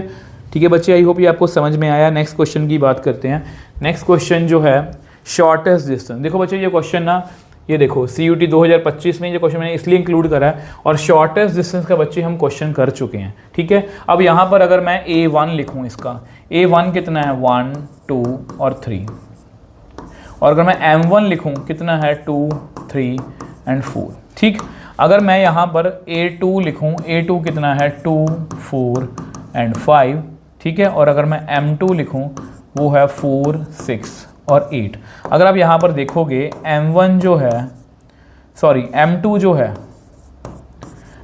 जो है वो बेसिकली 2 टाइम्स है m1 का, तो m1 और m2 आपस में पैरेलल हैं। तो अगर पैरेलल हैं तो आपको पता है शॉर्टेस्ट डिस्टेंस का कौन सा फॉर्मूला लगेगा, m cross a2 minus a1 divide by m का मॉडुलस, फिर होल का मॉडुलस। और ये बच्चे आपका होमवर्क है, क्योंकि ये शॉर्टेस्ट डिस्टेंस क्वेश्चन हम कर चुके हैं, ये जस्ट आपको मैंने इसलिए दिखाया कि ऐसे क्वेश्चन पेपर में पूछे गए हैं, और सी ऑप्शन इसका राइट आंसर है। अब यहाँ पर कुछ बच्चों को क्वेश्चन हो सकता है कि सर ये M1 है, ये M2 है। M कौन है? M इनमें से कोई भी वैल्यू आप ले सकते हो। मैं आपको सजेस्ट करूँगा कि छोटे वाला वेक्टर ले लिया करो M1, ठीक है। 2 3 ये छोटा मतलब इसकी वैल्यू बड़ी है, ये वाली वैल्यू ले सकते हो, ठीक है। आ जाओ नेक्स्ट क्वेश्चन पर। 34th क्वेश्चन की बात करते हैं। Which of consider the following statements are the direction angles in line. Okay बच्चे, यहाँ पर ना ये क्वेश्चन थोड़ा सा ऑप्शन बेस्ड हमें करना पड़ेगा। देखो यहाँ पर ना ये दिया हुआ है कि कौन से डायरेक्शन एंगल हो सकते हैं, तो हमें कैसे चेक करना है? पहला चेक करते हैं, इसको चेक करते हैं, ठीक है। तो cos स्क्वायर 30, उसके बाद cos स्क्वायर 45, उसके बाद cos स्क्वायर 60। cos 30 कितना होता है? वो होता है बच्चे √3/2 का होल स्क्वायर। 45 1/√2 का होल स्क्वायर, ये 1/2 का होल स्क्वायर। ये कितना बन गया? 3/4 1/2 प्लस 1/4 कितना बन गया? 1 प्लस 1/2 इज इक्वल टू 3/2, जो कि 1 के इक्वल नहीं है। मतलब यार यहाँ पर ये जो है ये डायरेक्शन एंगल नहीं हो सकते। Choose the correct answer. तो यानी कि बच्चे जिसमें भी ए है तो ये दोनों ऑप्शन तो गई, ये तो डायरेक्शन एंगल नहीं हो सकते, ए ऑप्शन तो नहीं है। यानी कि बी सी डी और बी डी रह गया। अगर हम सिर्फ सी चेक कर लें, क्योंकि ऑब्वियसली क्वेश्चन इजी है, टाइम वेस्ट करने वाला क्वेश्चन है। अगर हम सिर्फ सी चेक कर लें, सी कितना है? cos 120, cos square 120 plus cos square 60 plus cos square 45 कितना आएगा? cos 120 बच्चे कितना होता है? यहाँ पर मैं सॉल्व कर लूँ। cos 120 होता है 180 माइनस 60, कितना बना? माइनस के cos 60, सेकेंड क्वाड्रेंट है, ये होता है -1/2, तो ये बनेगा 1/4। cos 60 भी कितना होता है? 1/4, ये होता है 1/2, कितना बना ये? 2/4 प्लस 1/2, 1/2 प्लस 1/2 कितना बना? 1। ये सही है बच्चे, सही है। तो ए ऑप्शन जो है इसका राइट आंसर है, ठीक है। ए ऑप्शन इसका राइट आंसर है। तो हमने बहुत जल्दी इसको चेक कर लिया। नेक्स्ट क्वेश्चन की बात करें 35th। अब देखो ये बहुत ही नया सा बच्चे क्वेश्चन है, ध्यान से देखो क्या लिखा हुआ है। ये लिखा हुआ है if 2D is the shortest distance between the lines, 2D is the shortest distance between the lines, x is equal to 0। Okay, अब देखो बच्चे इस क्वेश्चन में ना कई बच्चों को दिक्कत आती है, मैं बताऊंगा कैसे। देखो शॉर्टर डिस्टेंस दिया हुआ है, सबसे पहले हमें लाइन को स्टैंडर्ड फॉर्म में लिखना पड़ेगा, ठीक है। अब स्टैंडर्ड फॉर्म में हमें इसको कैसे लिखना है? सबसे पहले देखो इसको लिखो y/b plus z/c is equal to 1, y/b is equal to 1 minus z/c। इसको लिख लो c माइनस z/c, इसको लिख लो z माइनस c/-c, ठीक है। तो y/b is equal to z minus c/-c। अब बहुत से बच्चों को ना इसको लिखने में दिक्कत आती है, इसको स्टैंडर्ड फॉर्म में कैसे लिखें। मैं आपको ये बोलूँगा कि इसको बराबर लिख लो के, लेट्स से मान लो के बराबर है, ठीक है। अब यहाँ पर x इज इक्वल टू 0 है, तो इसको भी क्या लिखोगे? x/0 इज इक्वल टू के। इसको के बराबर कैसे लिख लिया? क्योंकि 0 इंटू के कितना आएगा? 0 ही आएगा, तो मैं लिख सकता हूँ। इसका मतलब हमारी स्टैंडर्ड इक्वेशन क्या बन गई? x/0 y/b z minus c/-c। तो ये बहुत ही अच्छी चीज़ है, इससे वो बहुत कुछ सीखने को मिलेगा और ये भी ट्रूली डिजर्व करता है पेपर में आने के लिए, ठीक है। अब सेम वे से उन्होंने पूछा क्या है? 2D, ओके शॉर्टर डिस्टेंस है ना, 2D is the shortest distance between, okay यहाँ पर हमें सॉल्व करना पड़ेगा इसको। चलो इसका A1 कितना है? इसका A1 भी लिख ही लो। A1 आएगा इसका 0 0 और C, ठीक है। M1 कितना आएगा इसका? 0 B एंड माइनस C। अब नेक्स्ट पेज पे वो लिखते हैं y इज इक्वल टू 0, यहाँ पर लिखा हुआ है x/a माइनस z/c है, minus z/c is equal to 1। इसको भी सॉल्व कर लो, x/a is equal to 1 plus z/c, c plus z/c। इसको ढंग से लिख लो, z माइनस माइनस c/c। इसको भी k के बराबर लिख लो, y इज इक्वल टू 0 है, इसको भी क्या लिखोगे? y/0 is equal to k। कितना बनेगा? x/a y/0 z minus minus c/c। तो यहाँ पर आपका A2 कितना आ गया? A0 C M, सॉरी ये गलत लिख लिया मैंने। A2 कितना आएगा? 0 0 माइनस C, और M2 कितना आएगा? A0 and C। ठीक है, अब ऑब्वियसली बात है शॉर्टेस्ट डिस्टेंस का फॉर्मूला लगाना पड़ेगा। शॉर्टेस्ट डिस्टेंस का फॉर्मूला होता है A2 माइनस A1। पहले M1 क्रॉस M2 निकालना पड़ेगा। ऐसे कोई बच्चे मैंने आपके लिख के रख रखा है तो A2 माइनस A1 कर लो।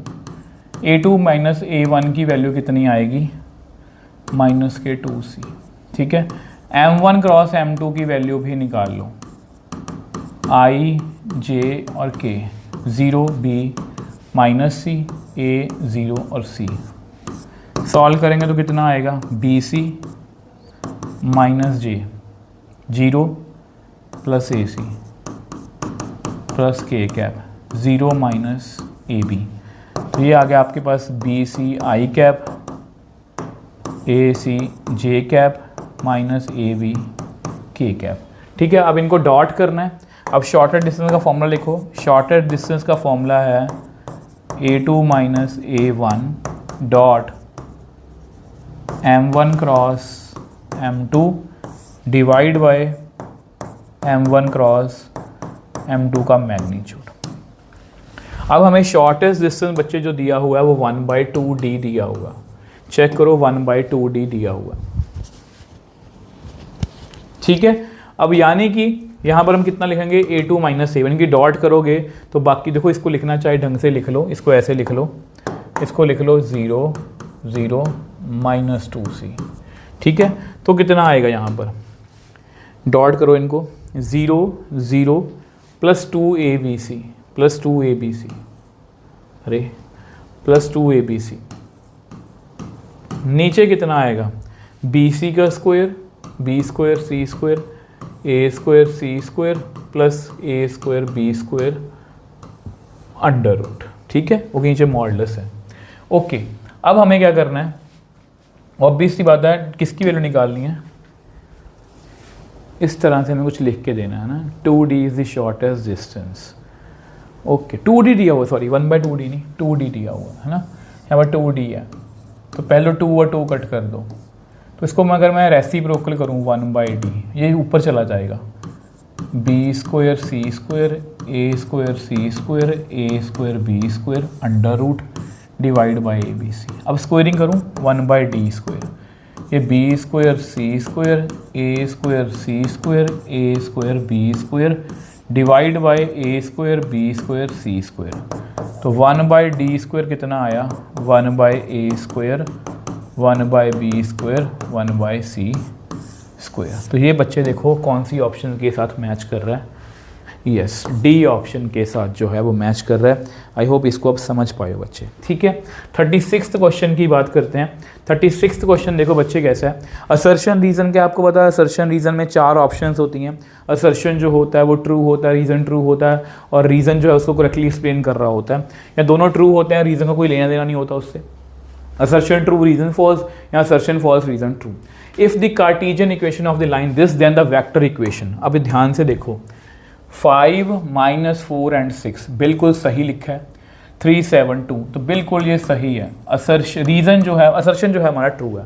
The cartesian equation of the line which passing through a point this and parallel to given line. अब आपको पता है x + 2 y - 4 z + 5 parallel to this line, तो 3 5 and 6 ये लाइन आ रही है, 3 5 and 6 ये सही है। x प्लस नहीं, गलत लिखा हुआ है बच्चे, ये फॉल्स है। तो रीज़न बच्चे हमारा ट्रू है और असर्शन हमारी क्या है, फॉल्स है। ठीक है, सॉरी असर्शन हमारी ट्रू है, रीज़न हमारा क्या है, फॉल्स है। अब बच्चे देखो लास्ट क्वेश्चन की बात करते हैं और इससे आपको बहुत कुछ सीखने को मिलेगा। अब देखो बच्चे इस क्वेश्चन में क्या गिवन है, असर्शन है ना, ठीक है। Angle between the lines whose direction ratios are in the ratio 2 2 to 1 and line joining the point. Okay, angle between, okay. अब बच्चे देखो हमारी एक लाइन के डायरेक्शन रेशियोज गिवन है, हमारी एक लाइन के डायरेक्शन रेशियोज गिवन है, वो कितने हैं 2 2 और 1। दूसरी लाइन के डायरेक्शन रेशियोज हमें निकालने पड़ेंगे। कैसे निकालने पड़ेंगे, 7 - 3 2 - 1 12 - 4। तो ये कितना बच्चे बन गया 4 1 and 8। ठीक है, अब एंगल बिटवीन पूछा उन्होंने, तो एंगल निकालने के लिए आपको पता है एंगल का फॉर्मूला होता है m1 dot m2 divide by m1 modulus, बहुत अच्छी चीज़ है बच्चे, इससे सीखने को मिलेगी, अभी बताऊंगा कैसे।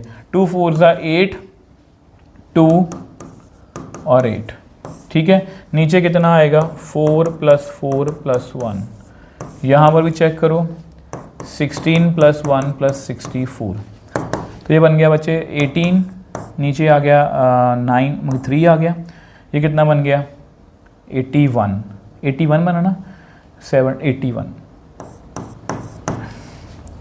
तो 3 6 ज़ा, तो 6 बाय इसको क्या लिख सकते हो 9, बेसिकली 9 लिख सकते हो ना 81 का अंडर रूट, तो 3 2 ज़ा 6, 3 3 ज़ा 9, तो cos theta is equal to 2/3। तो बच्चे असर्शन जो है वो हमारा ट्रू है, असर्शन जो है हमारा ट्रू है। अब रीज़न की बात करते हैं। अब रीज़न में बहुत ध्यान से देखना, यहाँ पर ना लिखा हुआ है angle between the lines x is equal to 1, y is equal to 2, x is equal to 1, y is equal to 2, और दूसरी लाइन लिखी हुई है y is equal to -1 and z is equal to 0 is 90।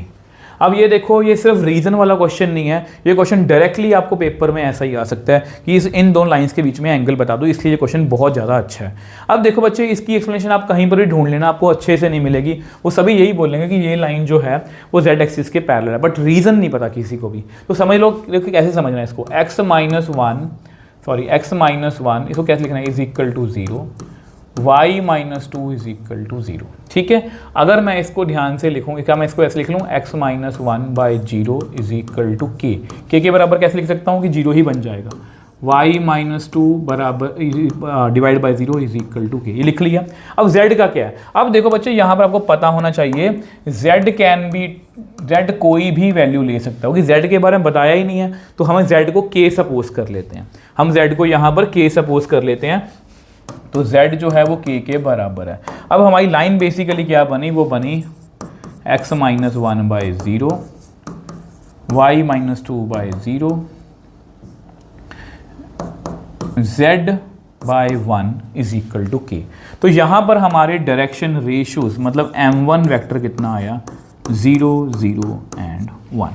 Same way से अब आपको समझ में आ गया प्रोसीजर अपना, इसको कैसे करना है, इसको लिखोगे आप y + 1 is equal to 0, z - 0 is equal to 0, y + 1/0 is equal to k, इसको भी इस divide by 0 is equal to k।